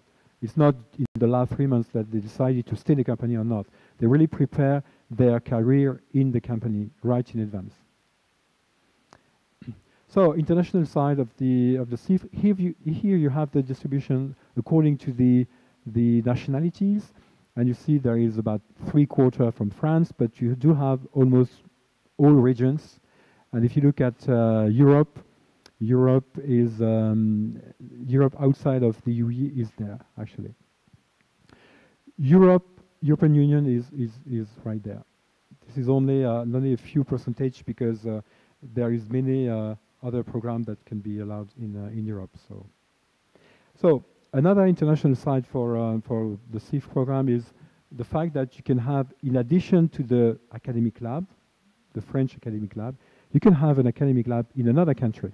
And then you have a co-tutel organization between the 2 labs, which allows the student to go in the other country for minimum 1 year and doing, I would say, complementary research in this academic lab and making a connection between the 2 labs. And it works. We do have co-tutel, we have like 20-25 co-tutel per year, depending of the year, but it's about the number of co-tutel we do have.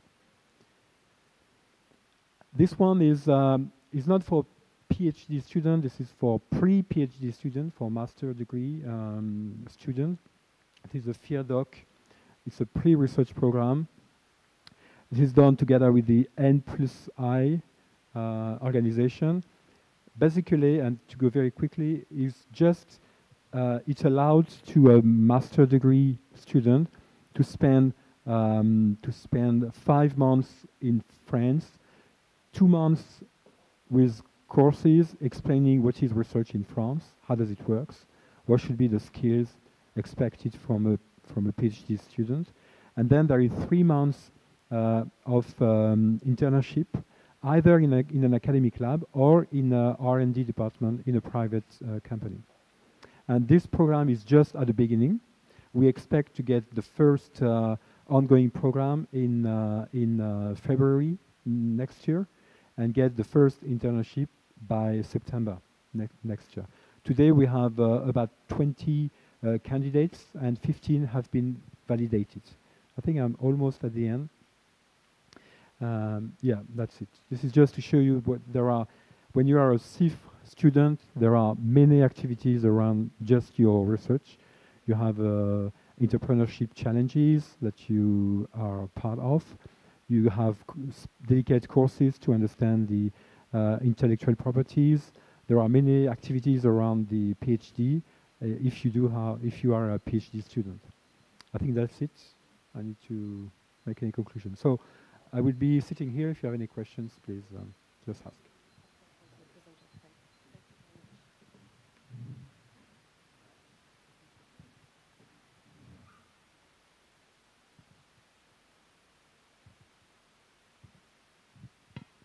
So, Christiane, it's your turn.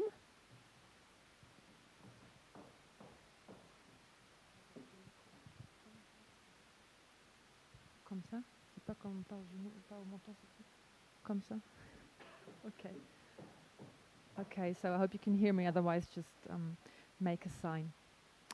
So I'm Christiane. I was invited by Bérénice to present you a website that we have developed within the French Research Foundation RFIEA. This website is called Funded.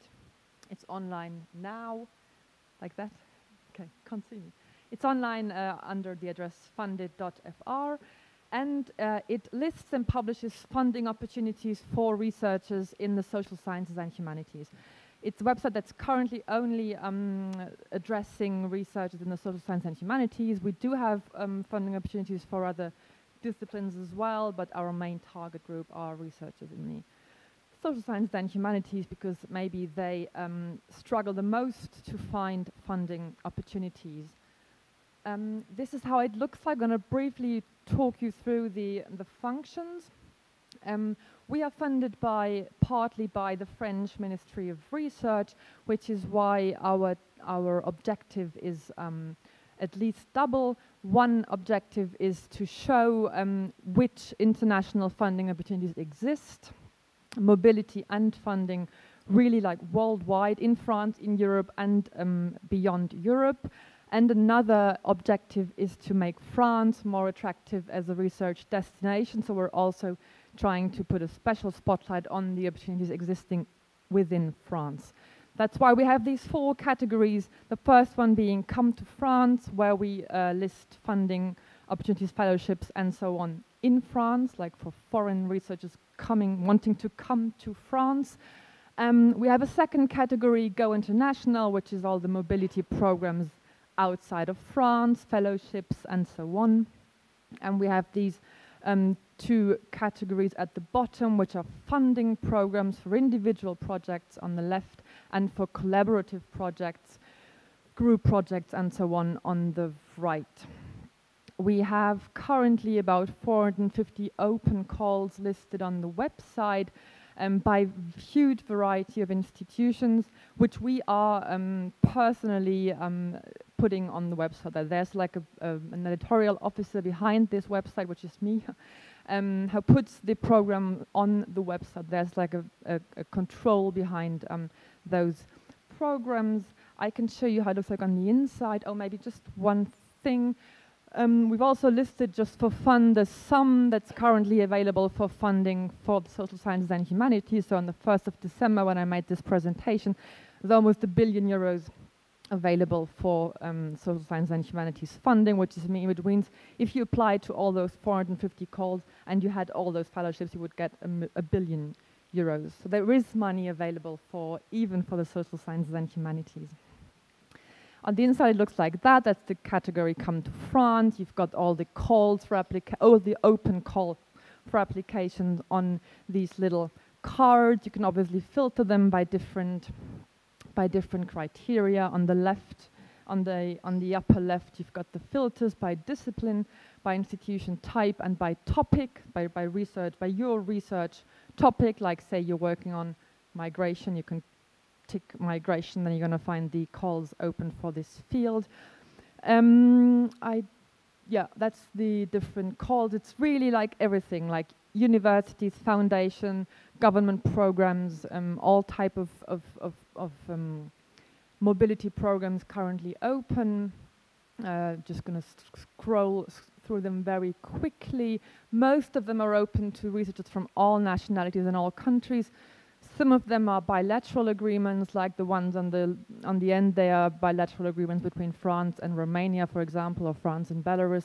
But if that's the case, it's indicated in the title. So if nothing's indicated, then all of you are eligible to those programs. The second category being Go International, programs outside of France. 218 calls open, which are also look the same like the other category. This is the filter institution type. Just wanted to show how it looks like, which could be interesting if you're looking to go, for example, into an Institute of Advanced Study or a museum or anything like that. And I can't remember. Ah, yeah, that's the filter topic. We tried to sort of identify the big research topics currently being funded, and just to show how it looks like, for example, say you're working on Africa. This is the last column, regions. You're working on Africa and African studies. You tick Africa, and you're going to find yourself with 5 open calls for African studies to work on Africa. You've got, yeah, that's how they look like, and you've got on the upper left corner, under where it says 5 calls, just below, you've got a little ruler which says postdoc experience. This is to filter the calls in terms of eligibility of your postdoc experience. Say you have 3 years of postdoc experience, you defended your thesis 3 years ago, you put the little ruler on 3 or on 4, I think I made it. And then you're only going to find the programs that you are eligible for with your junior research experience.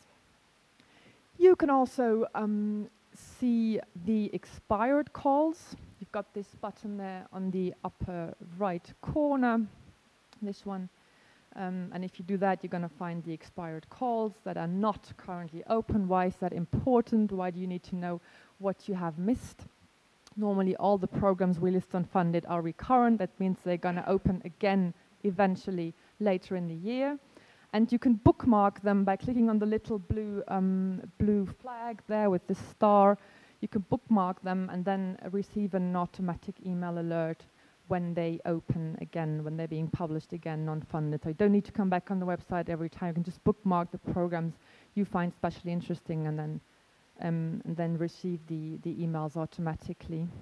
This is how it looks like, the page of a call, like the call for African Studies in Cambridge. You've got all the information, all the technical information on the right-hand column, the duration of the fellowship, the amount of the grant, the number of grants, and so on.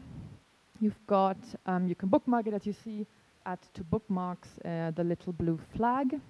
You've got the institutions linked to this program in grey, also on the right-hand column, and you can, that's the bookmark function, and you can also bookmark an institution, like in that case, the University of Cambridge, by clicking on the blue flag, and then you'll be alerted automatically by email when there's a new call for this institution opening. There's a third way of staying up to date on the programs that you're interested in, which is that you can save your search. Like, for example, that's the search I just made for African studies, and you've got below the filters on the left, you've got a little golden button saying save your search, and you can then save your search with those criteria, like your discipline, your institution, your topic whatsoever, and then be automatically alerted by email when there's a new call opening for this for these criteria. That's your user account. You don't need to be connected. Everything is open freely. All the calls are open freely, and the whole website is free. It's only if you want to use the bookmark function that we ask you to create your user account and connect yourself. And then you can find your bookmarks and your saved searches in your user account. To finish, I'm going to briefly talk you through the funding programs. So that's the two lower parts of the homepage. So the first one, individual research funding, mostly thematic. Also a huge variety of options in France and abroad, of course, foundations, universities, and so on. That's where you're going to find also the, for example, the European Research Council programs, which are obviously individual funding programs. You can scroll through them by voila. And the fourth section, collaborative research funding, which is everything that includes the construction of a consortium or a research team. It's in this section that you're going to find the H2020 research calls, for those of you who are familiar with that. I don't have time to explain that program, which is quite complicated, but just to say that we also have all the H2020 programs calls for SSH researchers on the website, with filters, with strategic information, with contact information, and so on. So it's quite a good way also to stay up to date on what happens in H2020. We also have a blog. That's how it looks like, with different kinds of information in French and in English. Oh, the whole website is French and English, actually. It's bilingual. I forgot to say that. And the blog is also sort of bilingual, French and English. We are on Facebook and on Twitter, so feel free to follow us on social media. And that's our team, so we're happy to answer any questions you might have. Thank you very much.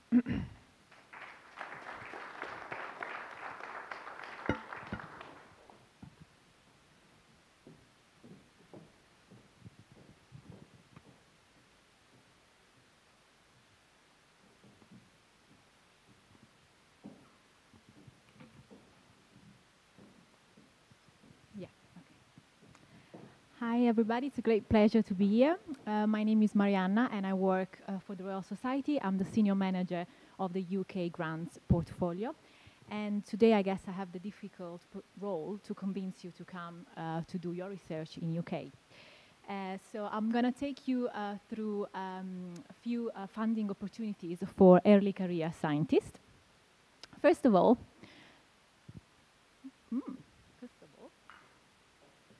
what is the Royal Society? Founded in 1660, the Royal Society is the oldest continuously operating academy of science in Europe. It is also a self-governing fellowship supported by a number of fellows, and we do elect 50 fellows every year, as well as foreign members. And the fellows are very much the backbone of our organization. I'm sure not many of you know that we also have a quite inspirational motto here featured in this beautiful window, which is nullius in verba, and it can be translated as take nobody words for it, and reflects the determination of fellows to verify statements through facts, and sums up also our aims, such as recognizing and support science and excellence in science, as well as encouraging development in science for the benefit of the humanity. Recently, the Society has refreshed its strategic priorities in order to reflect changing developments in the society and in culture and in politics, including, of course, the recent UK's decision of leaving the EU. Our first priority is, of course, promoting excellence in science. The aim of the Society is to recognize outstanding scientists, no matter who they are or where they come from. This is, for example, one of our fellow, Professor Snaith, and he recently was awarded one of our prestigious medals, the Kavli medal, for his discovery of new solar cells that will improve the efficiency of solar energy. Our second priority is, of course, supporting international scientific collaboration, as well as giving our current fellows the opportunity to access international funding and international facilities. And finally, demonstrating the importance of science to everyone, because, of course, science is influenced by society and culture, as well as scientific discoveries change people's lives, it is important that the society keeps engaging with different groups within the society in order, obviously, to maximize its impact. So one of our major activities is, of course, providing support to outstanding scientists. We have a wide range of grants, but today I will only focus on our opportunities for early career scientists at postdoctoral level. These fellowships are aimed to provide researchers with the security as well as ability to pursue their research passion. We have 3 different types of fellowships. The University Research Fellowship, this is our flagship scheme. It has been running for 35 years, and it covers the areas of natural sciences, physical sciences, including engineering. We also run this scheme in partnership with Science Foundation Ireland in order to support researchers who want to conduct research in the Republic of Ireland. For those scientists who are working in the area of biomedical sciences, we run the Sir Henry Dale Fellowship in partnership with the Wellcome Trust. This is another very prestigious fellowship. And least but not last, named after the only female British scientist who has ever won a Nobel Prize, the Dorothy Hodgkin Fellowship. This is another opportunity for junior scientists with the potential to become leader in their field and who have the needs for flexibility. So it has like a different aspect. And this is Michelle Mora. She's one of our University Research Fellow. She's a material scientist working at Imperial College.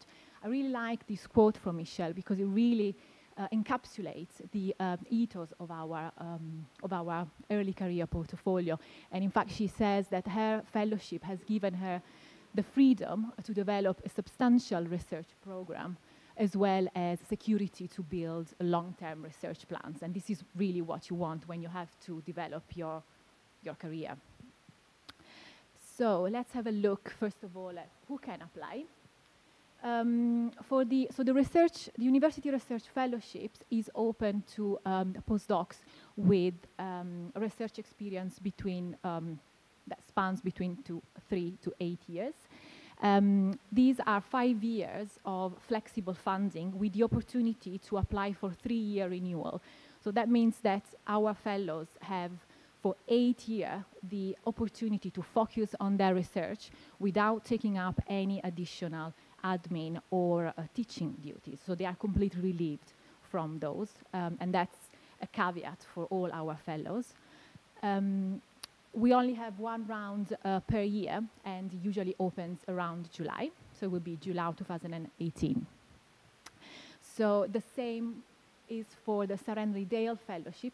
Actually, that's not true anymore. So the Sir Henry Dale Fellowship is open to anyone, regardless on the year of on the postdoc experience, as long as they can demonstrate that they are already conducting their research independently. The Sir Henry Dale has a preliminary application stage, and the next one will be in April. While the Dorothy Hodgkin Fellowship is open to postdocs with research experience up to 6 years, and they need to demonstrate their need for flexibility at the time of the application. However, the selection process is based on the candidates' merit and the quality of science. And next round will open late in 2018, around October. All our schemes can be held flexibly. Oh, and of course, we don't have nationality restrictions, obviously. So all our schemes can be held flexibly in order to meet your personal circumstances. So we do provide the opportunity of taking maternity leave, paternity leave, shared parental leave, and up to 1 year sabbatical. And this is actually one opportunity that many of our fellows have already taken in order just to start new collaborations that might have also led to a new job somewhere else. And Toby, for example, he took 6 months of shared parental leave in order to support his partner raising their first child. And in this case, obviously, his fellowship has been extended in order to recover any research time lost. We also give to our newly appointed research fellows the opportunity to apply for a starter research grant in order to obviously increase your research group. They can apply for funding for research-related cost and a PhD studentship up to a total value of £150,000 or 176,000 euros for 4 years. We have also been recently recognized as a competent body able to endorse application for Tier 1 visas. Of course, this does not apply to European scientists, but it does apply to all the scientists coming from overseas. And many of them have already taken this opportunity. And in this case, the visa application is accelerated because demonstrating that you have already been awarded a fellowship from the Royal Society is already a hallmark of extreme talent. So the visa application will be quite straightforward. And we do liaise with the Home Office. And if you need more information, please contact or check the website from the Home Office. Just an example of one of the scientists who applied for a Tier 1 visa, Nobel Prize, James Rothman. He applied at the time where he started his collaboration with the Institute of Neurology at University College London. I just have like a couple of few slides, which I think they might be like interesting. These are just about the application process to our schemes, as well as some hints and tips about what do we look for in our candidates, and what are the ingredients for a successful applications. I'm not going into the detail of the process. I just wanted to let you know that all our fellowship process have 2 stages of shortlisting. So one is a panel assessment, second one is an independent review stage, and then we have a final interview stage. And I'll give you more information in a minute. So what are the ingredients for a successful application? So the main ingredient is you. The Royal Society funds the scientist and not the science, and this is because our aim is to encourage and support scientists who have the potential to become leaders in their field. Therefore, what we look for is the excellent scientific merit, track record, innovation and creativity. Of course, your project has to be suitable, has to be well structured, and the quality of science has to be high. And we also look for if you have thought about what role the fellowship can have in your career development, and obviously the suitability of the host institution. That's finally all our fellowships comes with scheme notes. So if you need to know more about any of our fellowships, just read our guidance notes. They have all the information about eligibility and how to write an application. And it is very important to write a good lay summary. I know that obviously that's probably, you already know about that. So many fellowship applications, they recruit panel members who obviously are expert in their fields, but they may not be expert in your particular niche. So obviously you have to make sure that your lay summary can be understood by a non-expert audience. So we usually advise to ask your friends to give you feedback about your lay summary. Be enthusiastic, just make sure that you highlight why we should fund you, and obviously leave plenty of time for troubleshooting, and of course, if you want, you can contact us. We are a really friendly bunch of people, and we will be able and really be happy to reply to you or just have a chat over the phone. Finally, just a few information about the interview stage. Obviously, the interviews are always very scary. That's nothing to say. That's nothing new about that. However, this will be probably your only opportunity to have 15 eminent scientists who have been gathered only for you and who are going to be very interested in listening to your science and to what you have to say. And that doesn't happen very often. So just take this opportunity as your chance to shine and to really get your science across. Each interview is led by 2 main assessors, but of course, other panel members, they can ask questions as well. The questions are focused on the science of the application, the choice of the host institution, that's really important, and whether you have thought about the role, again, that the fellowship might play in developing your career, because we want, obviously, our fellows to become independent and hopefully to have a permanent job. And finally, you're going to be successful, I'm sure, if you obviously have listened to my talk and if you just go through the application. You're going to be happy as this kid. These are just few information that I've collected doing like different university visits, and these are like questions that we usually get asked by postdocs. We don't publish the success rate, and that's because it may vary from one scheme to another, and it does vary from 1 year to another. So the bottom line is, don't be put off by the statistic and just apply. We are very obviously dedicated to diversity and to address the issues that many individuals might have due to different barriers. And we also provide feedback upon request, and we don't have, and you can reapply as long as you obviously fit the eligibility criteria. You can apply as many times as you want. Finally, why should you apply for the Royal Society? So even though we are a small organization, we are a very prestigious one. And once you are a research fellow from the Royal Society, this is something that will stay with you on your CV, on your university profile forever, showing the high quality of your science. We are also very flexible, so all our schemes are very flexible, but the flexibility is not just related to personal circumstances, it's also flexibility related to your project. As we understand that science changes continuously, we do give you the chance to change your scientific questions during your fellowship. And finally, once you become a research fellow from the Royal Society, you also gain access to many other opportunities.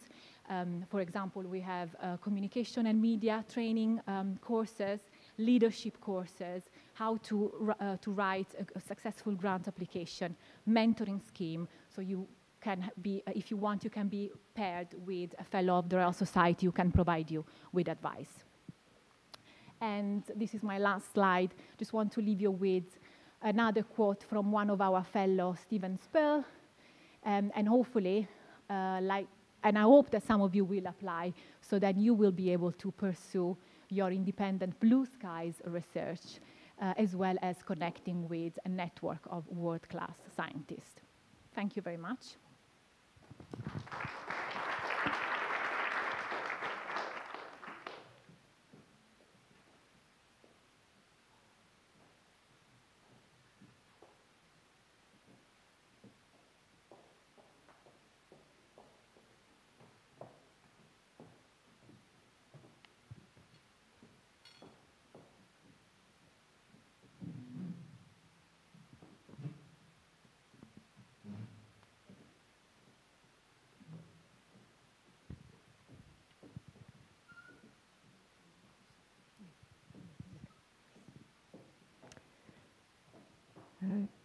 Hello, good afternoon. First, I would like to apologize for late arrival, but I was asked for attending a last-minute meeting at the Ministère, and when the Ministère says, come, you have to come. So I'm Isabelle Schuster. I'm the director of the InnoEnergy PhD School. InnoEnergy is an European tool to increase the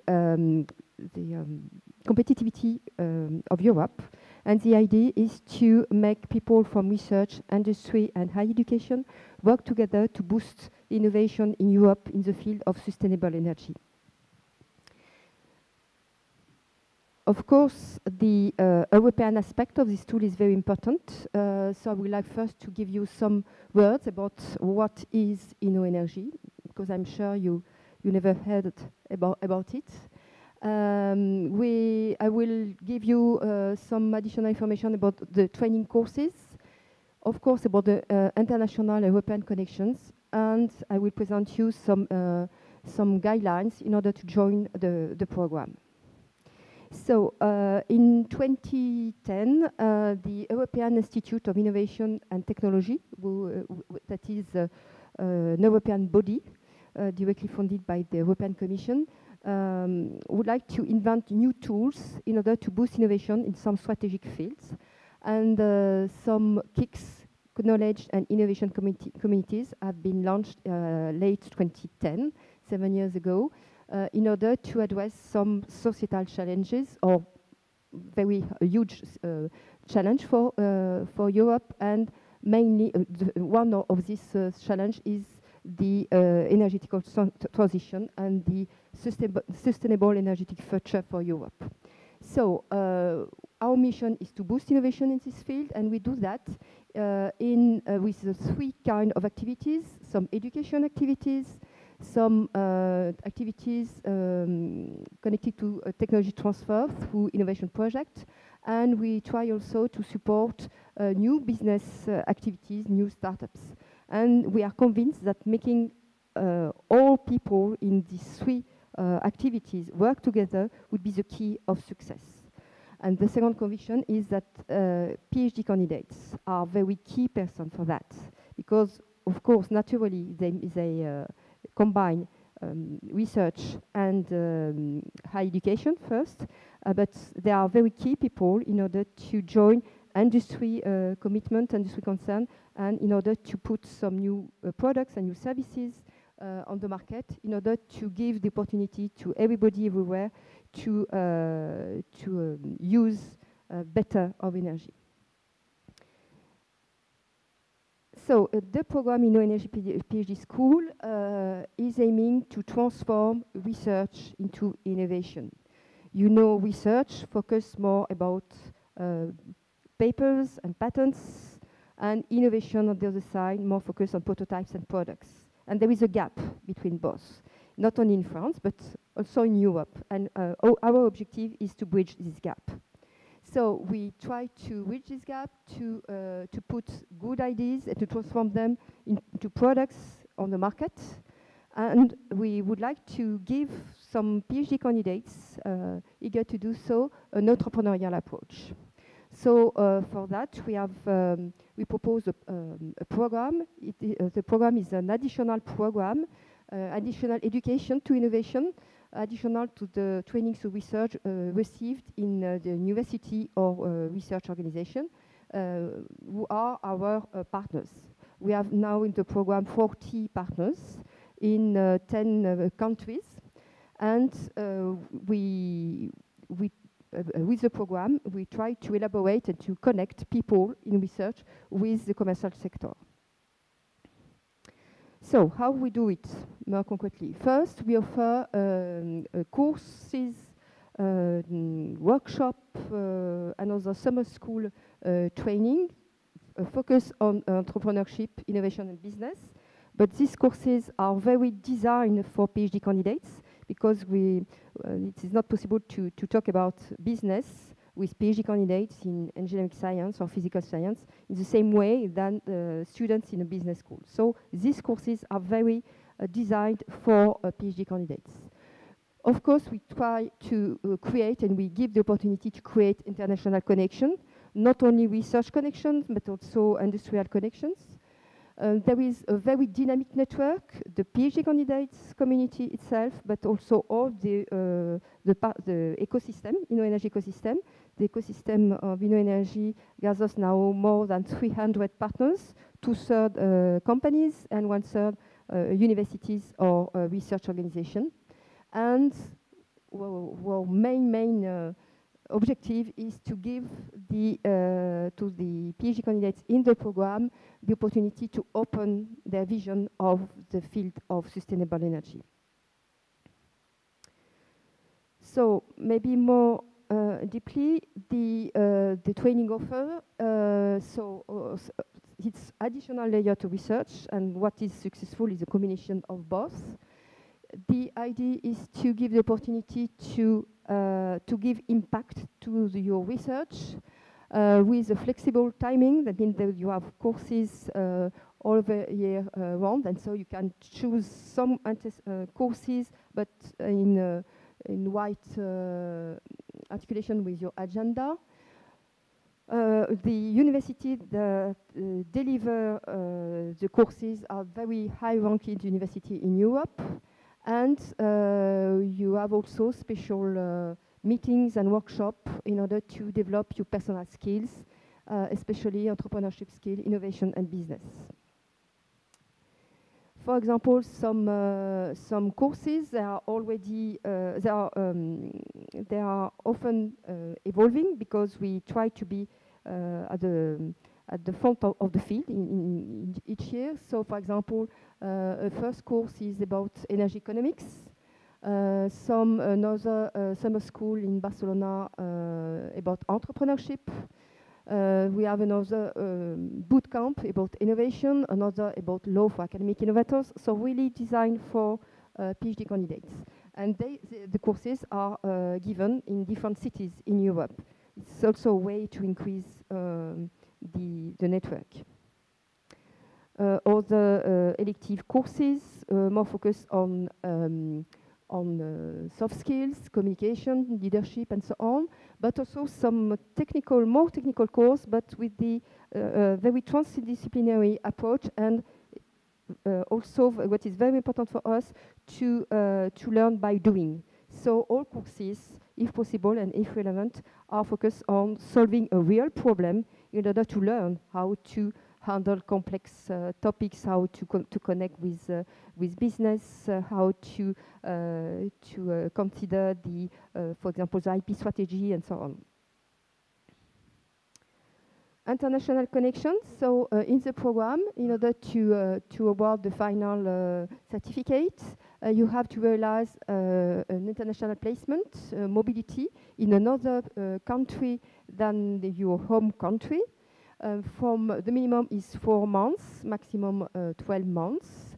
The mobility must be an opportunity to increase the impact of your research or your innovation project or your business project, at least your personal and professional project. And we support, in this case, travel, accommodation, and subsistence during your mobility. And of course, thanks to our network, we can help you to find the right partner for the mobility and the right partner at the right moment. It's also very important. So we organize some conferences and events, again, to increase the opportunity to connect with people, with researchers, with industries, with leaders, with regional authorities, with startups, and so on. So you have all PhD candidates have a small amount of money they can ask for, but they have to convince us that it's very important, even for us, to fund this exploration, personal exploration. So it could be a visit, it could be prototyping, it could be an exhibition, it could be a conference, whatever. But we have to be convinced it's very important to bridge research towards innovation. We organize also an annual conference, 3-day events with many activities, many different people, in order to learn, explore, inspire, connect, and develop.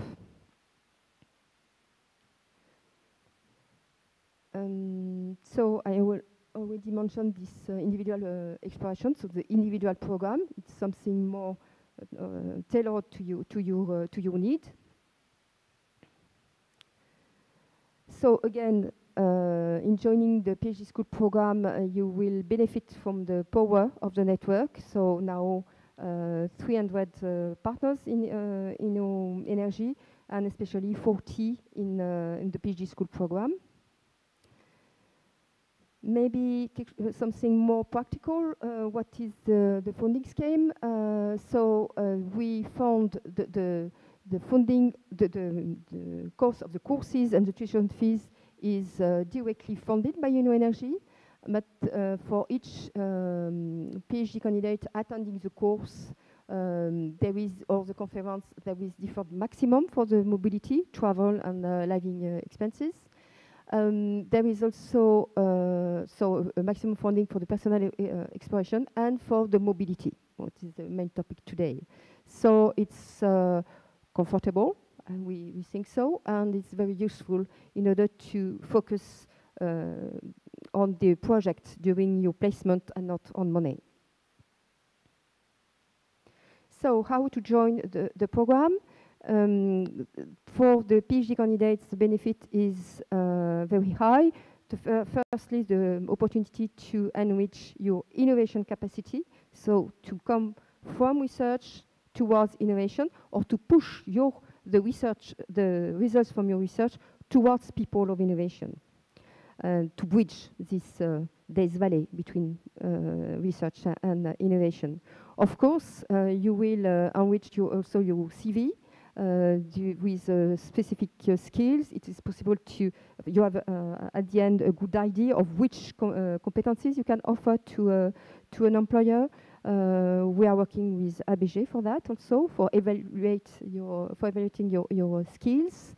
The network, very important. The other PhD candidates that will become also researchers, leaders, people in industry, and so on. Better understanding of business, how to give impact to an economical and societal impact with your research.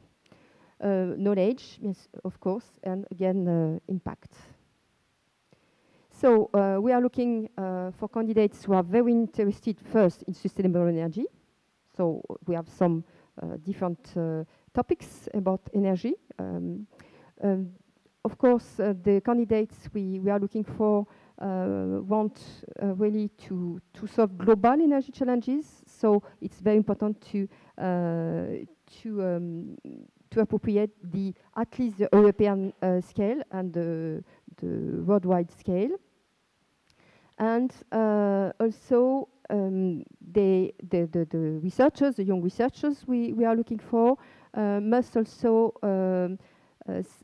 have in mind business or an application potential for your research.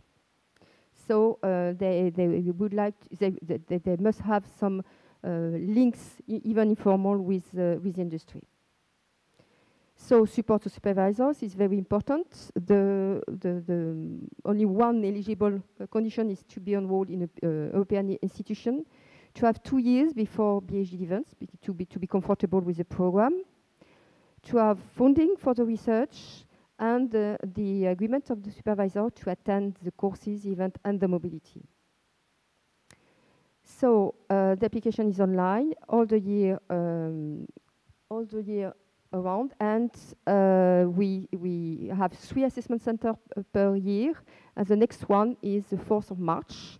And we try to be very rapid with our answer, and maximum 4 weeks after your application, you have the answer and the final decision.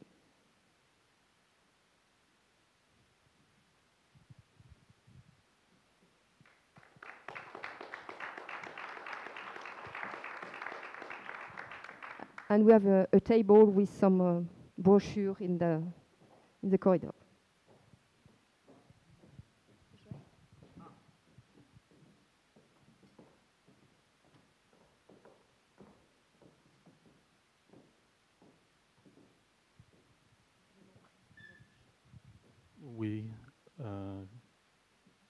Thank you. Good evening, everyone. Joël Groeneveld from the Fund for Scientific Research, FNRS. Together with my colleague, Dr. Florence Quist, we both work for the European and International Affairs Unit, and we'll present something of the FNRS here tonight.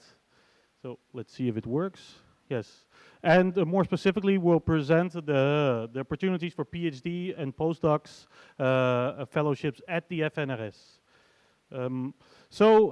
Before going into the heart of the matter, there's not only excellence in Belgium, but there's also good living. So, I mean, you are in the heart of Europe.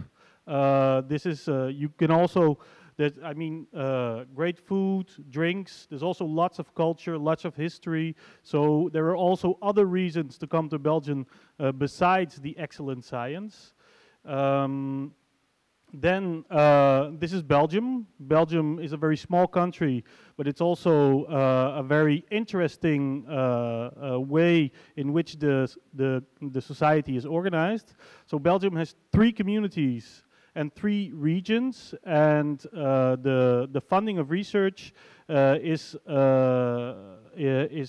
managed accordingly. So within the 3 communities, this is where basic research is financed, and within the regions, this is where applied science is financed. So the Fund for Scientific Research, FNRS, is firmly based in the French-speaking community of Belgium, the French-speaking community meaning Wallonia and Brussels. And so we fund basic research in the 6 universities of the French-speaking community. So l'Université catholique de Louvain in Louvain-la-Neuve, l'ULB, l'Université libre de Bruxelles, in Brussels of course, l'Université de Liège.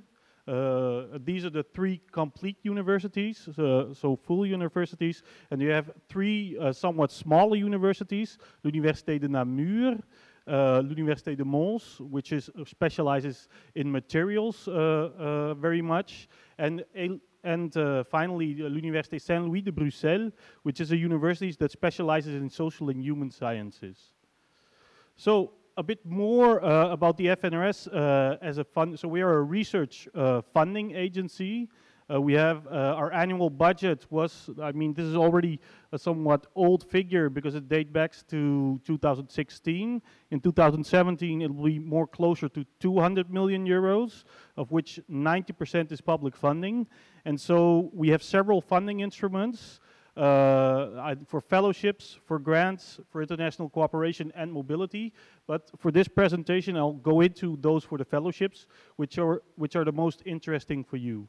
So the FNRS, funding researchers, is what we do. So we fund approximately 2,300 scientists at any given time, and we fund researchers on all levels, from the PhD until the tenure track. So you can have a full research career within the FNRS. So you can see the division a bit between the number of PhD students, then the number of postdocs, and the tenure track fellows. So tenure track, there's 3 different levels. You have the research associates, then afterwards you have what we call the research associate, research director, and the highest level, that's the maître de recherche, as we say in French, and then the highest level is the research director. So there's 2 calls. It's very straightforward at the FNRS. There is a call in the fall, which will open very soon. This is our call for mandates. So this is the primary call for you to focus on. And we also have a call for research projects, which is in late spring. So we are a research funding agency. We work with an evaluation procedure, which I will explain a bit more in detail. We have a database of about 10,000 external experts that we consult for reviews. We get about 4,500 proposals per year, and these are being judged by 14 scientific panels. So mobility opportunities, as I already said, for the fellowships. On the PhD level, we have several. We have our standard fellowship, which is called aspirant in French. Then we have FRIA as well. FRIA is a more it's strategic science. So this is more towards basic science towards strategic science. There's also some industry involved there, and fresh is on the social and human sciences. So then on the postdoc level, as I already said, there you have them. So chargé de recherche, which is the standard postdoc, so to speak, and then afterwards the tenure track, which starts with chercheur qualifié. And you need to, to get further in the track, you need to start as a chercheur qualifié to move on in the career afterwards. Then for the grants, I will not really go into that because it's a bit more difficult, but our main instrument is that for research projects, what you call PDR. So then other instruments for mobility, this is really once you have a position for the FNRS, or once you have a research position in French-speaking Belgium, you can apply for short-time mobility, going to congresses, etc. And also the chargé de recherche has the possibility to, it's a 3-year postdoc, but you can suspend it for 3 years. You have to do it within 6 years to be able to do mobility outside of Belgium afterwards. Then finally, the PIN Bilat M is a small instrument that I will not go into it.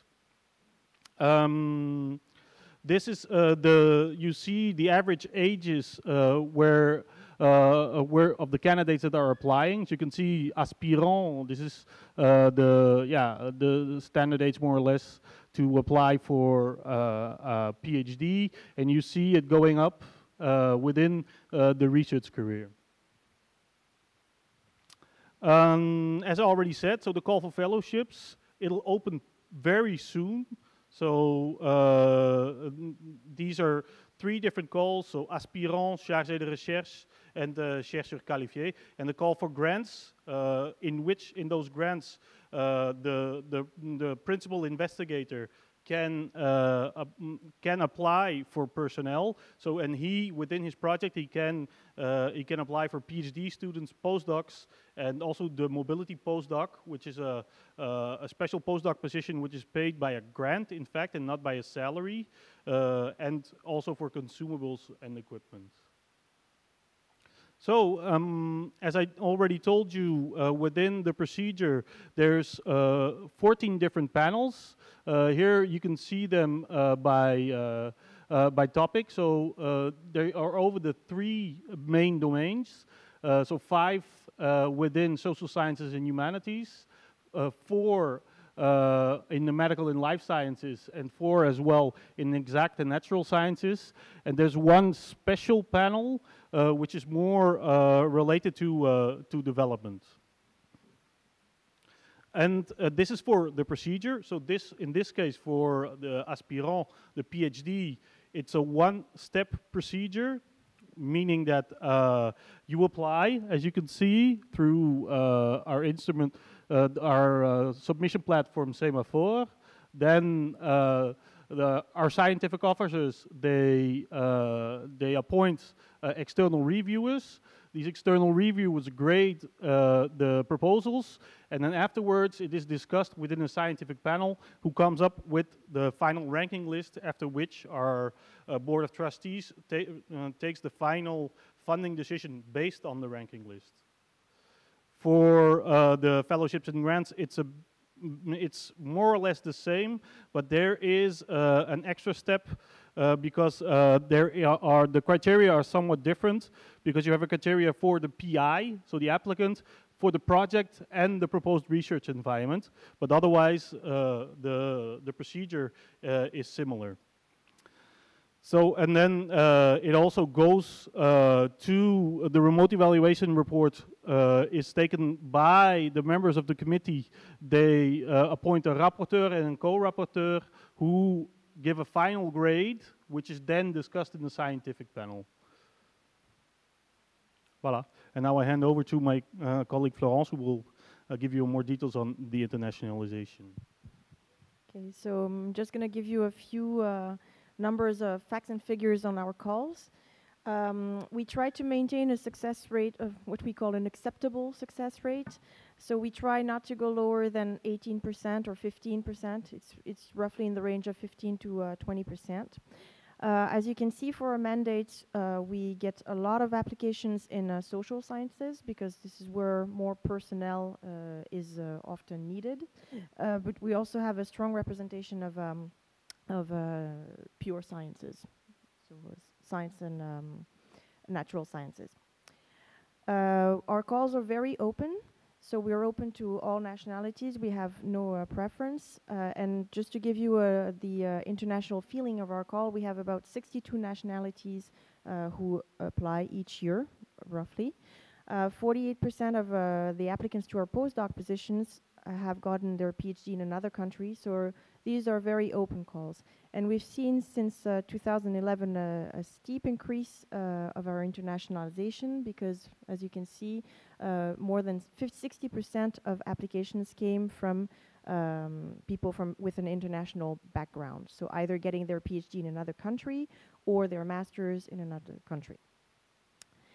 The most represented countries, you will not be surprised that France is, for the French community, is a very high in our representation. We also have a strong representation of Italy, Spain, Germany, and other countries as well. In terms of collaboration, the FNRS, this is the number of publications, co-publications that we have with other countries. We do this analysis to know who our strongest collaborators are. Again, not surprisingly, France comes up first because it's our neighbor. But we also have good collaborations with the United States, the United Kingdom as well, and other countries. So there you go. You have all our contact information here. If you have any questions about our grants, my colleague and I will be more than happy to help you out. And if you have questions now, we can also help out.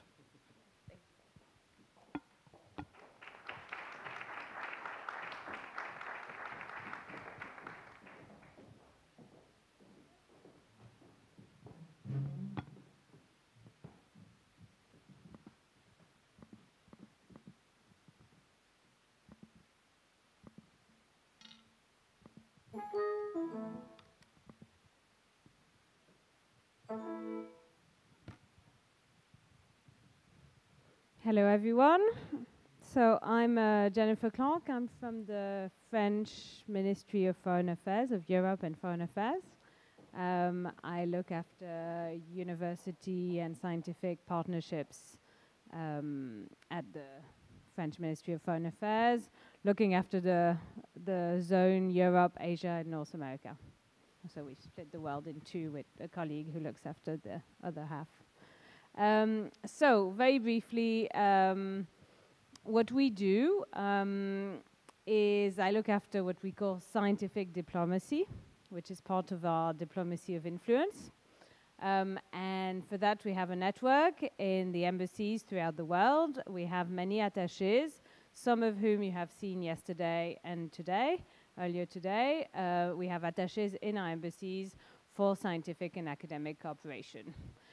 So our scientific diplomacy has 5 main objectives. Of course, increase the contribution of French research to global research, strengthen, in fact, work together with scientists throughout the world to address global challenges, such as an example which is very topical today, climate change. You may know that not too far away on the other side of the river, over there is going on the big One Planet Summit with many heads of states at the moment on climate change.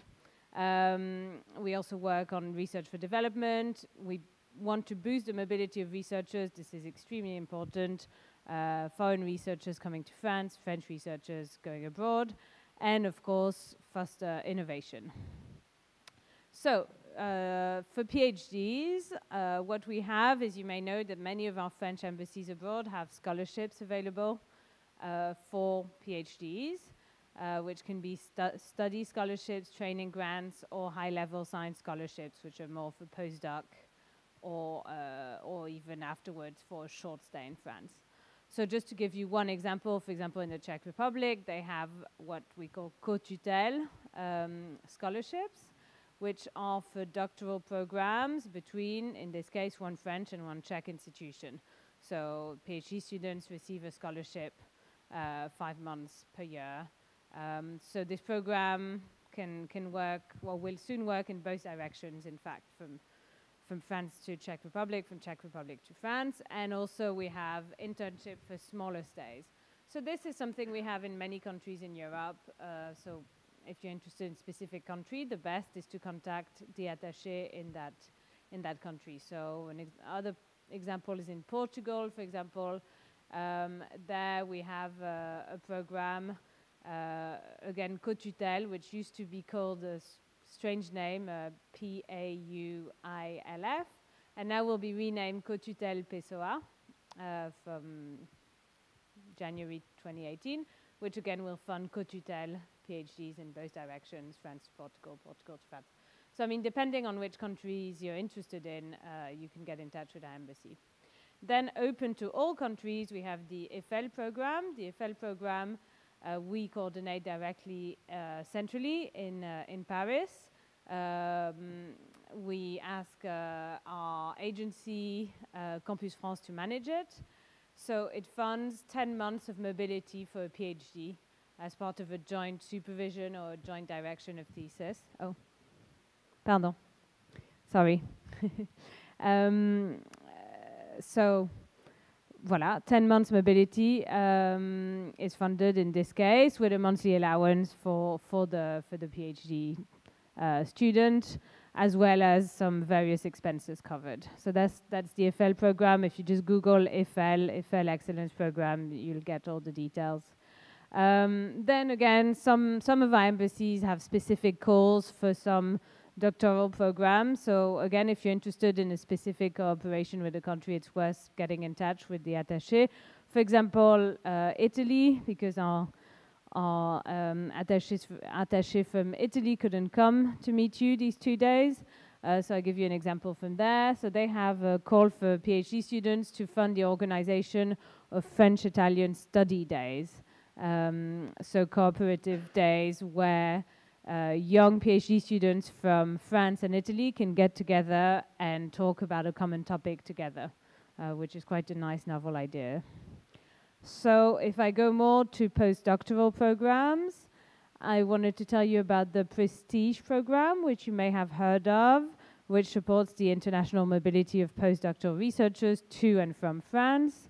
So the aim is to strengthen and broaden various mobility initiatives, because it's a co-funding initiative, so it funds 1/3 of the amount.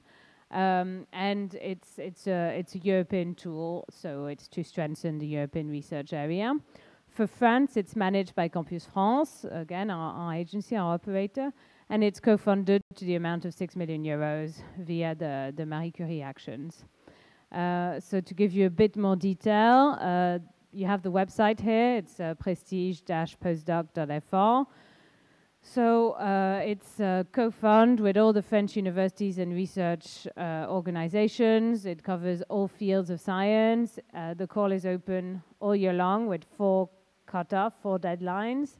And it can be either for incoming for 1 or 2 years, incoming to France, outgoing from France for 6 months or 12 months, or for reintegration.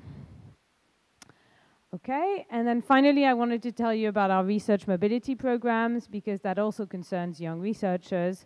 So we have, with more than 60 countries in the world, we have the what we call Uber-Curien partnerships, Partenariat Uber-Curien, or PHC. So these are research mobility programs, which fund the cost of researchers that are traveling between the 2 countries to establish linkages. So it doesn't fund research as such. It's not a high-level research grant. This is just to fund the mobility. So the labs on both sides should already have funding, national funding, and this is just a top-up to allow both the senior researchers and the young researchers in the lab. And it's actually an evaluation criteria that the young researchers can travel in these grants. So it allows them to travel and go to the partner lab to learn a new technique, to work with their partners, to have some discussions, to strengthen the collaboration. So we have, as I said, these programs with more than 60 countries. Some of them, the oldest is with Germany, it's more than 30 years old. All of these programs are co-funded with the partner country. And as I said, the goal is to support new scientific partnerships and to have active participation by PhD students and postdocs in the teams. As I said, they have to take part in the mobility.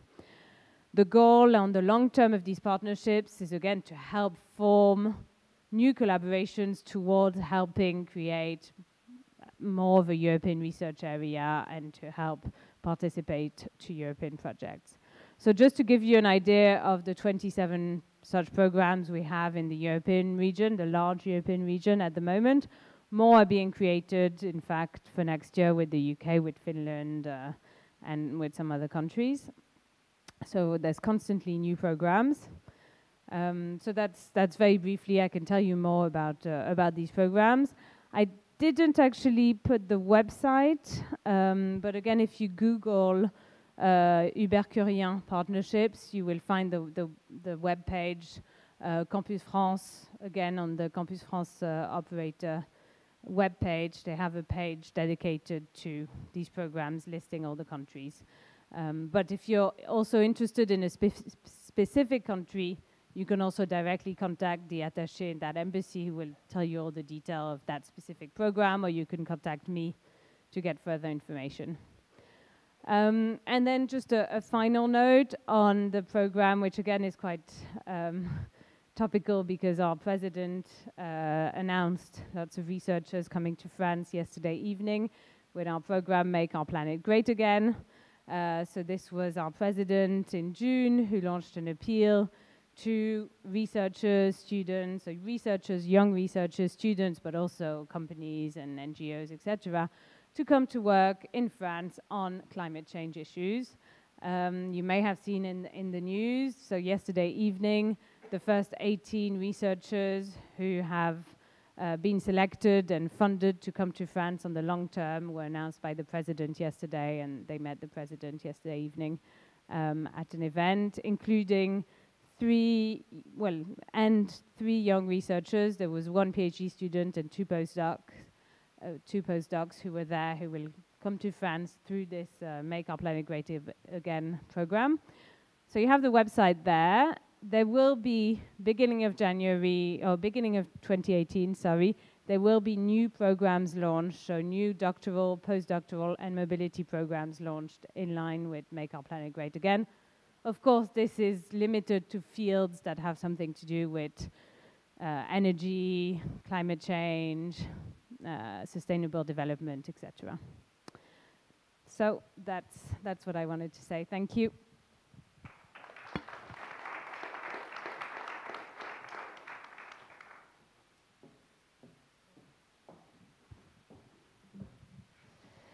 Any questions for the speakers?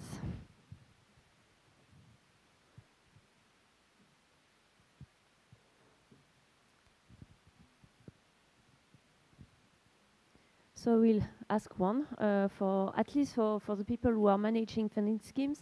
Can you give the participants one single advice to be successful in their grant application? Do you have some practical advice to give?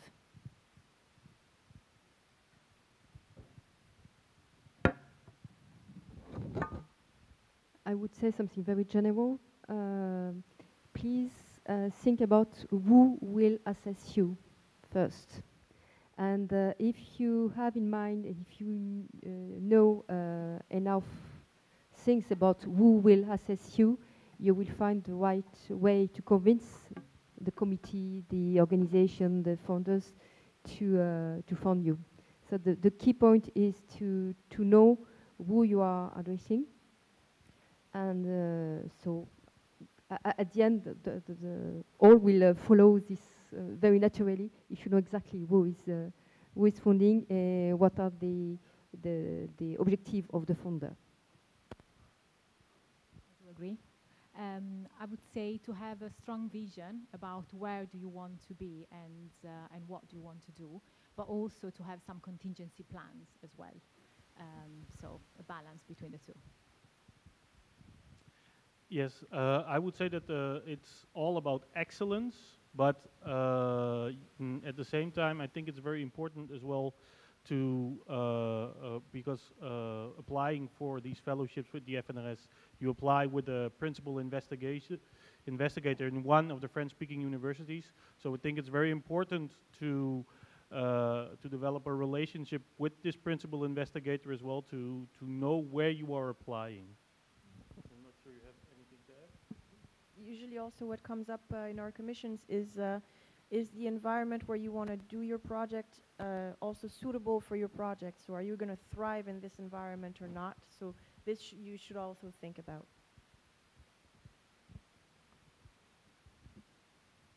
Yeah, I would say first think about a PhD. Are you sure you want to do a PhD study? And that's the very initial question you should ask to yourself.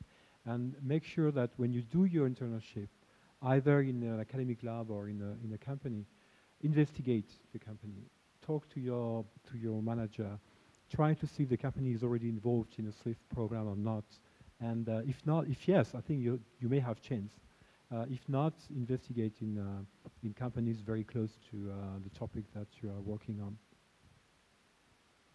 I think everything that's been said is very important. I mean, I would agree with I would reinforce what's been said. It's very important to really have the link with, if you're going to a host lab, to have a good link with that host lab and to work with them on an application before going too far. So really discussing with them a lot, but also asking for advice from your mentors where you are now. I mean, they can really help you with your project, help you build it, help you with the coherence. So really don't hesitate to ask around you and to use your network. That's what I would say.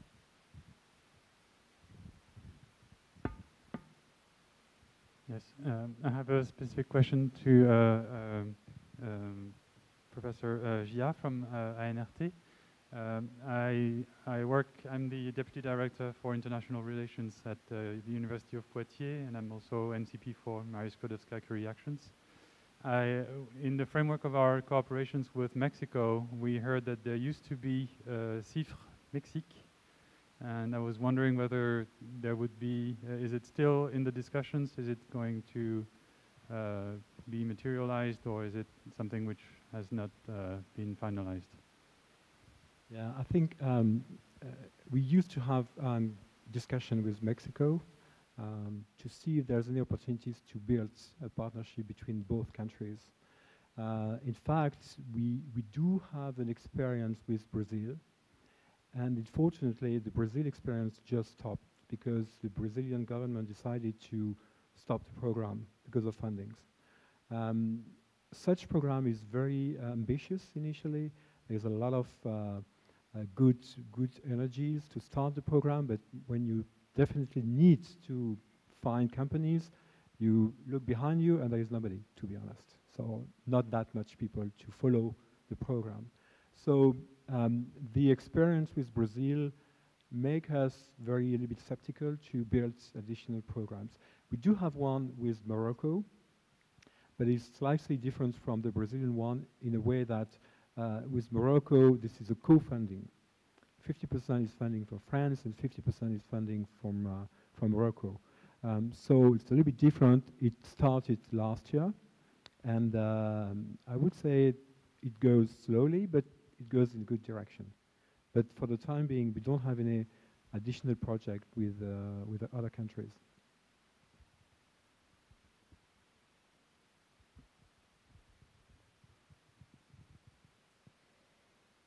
If there is no more question, I think we are going to close this panel discussion. Thank you very much for your presentations. It was really interesting to get information about the available funding schemes for PhDs and postdocs. Thank you very much.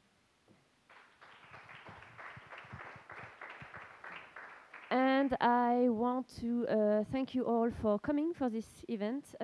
We hope you get the information you need to prepare your mobility in Europe.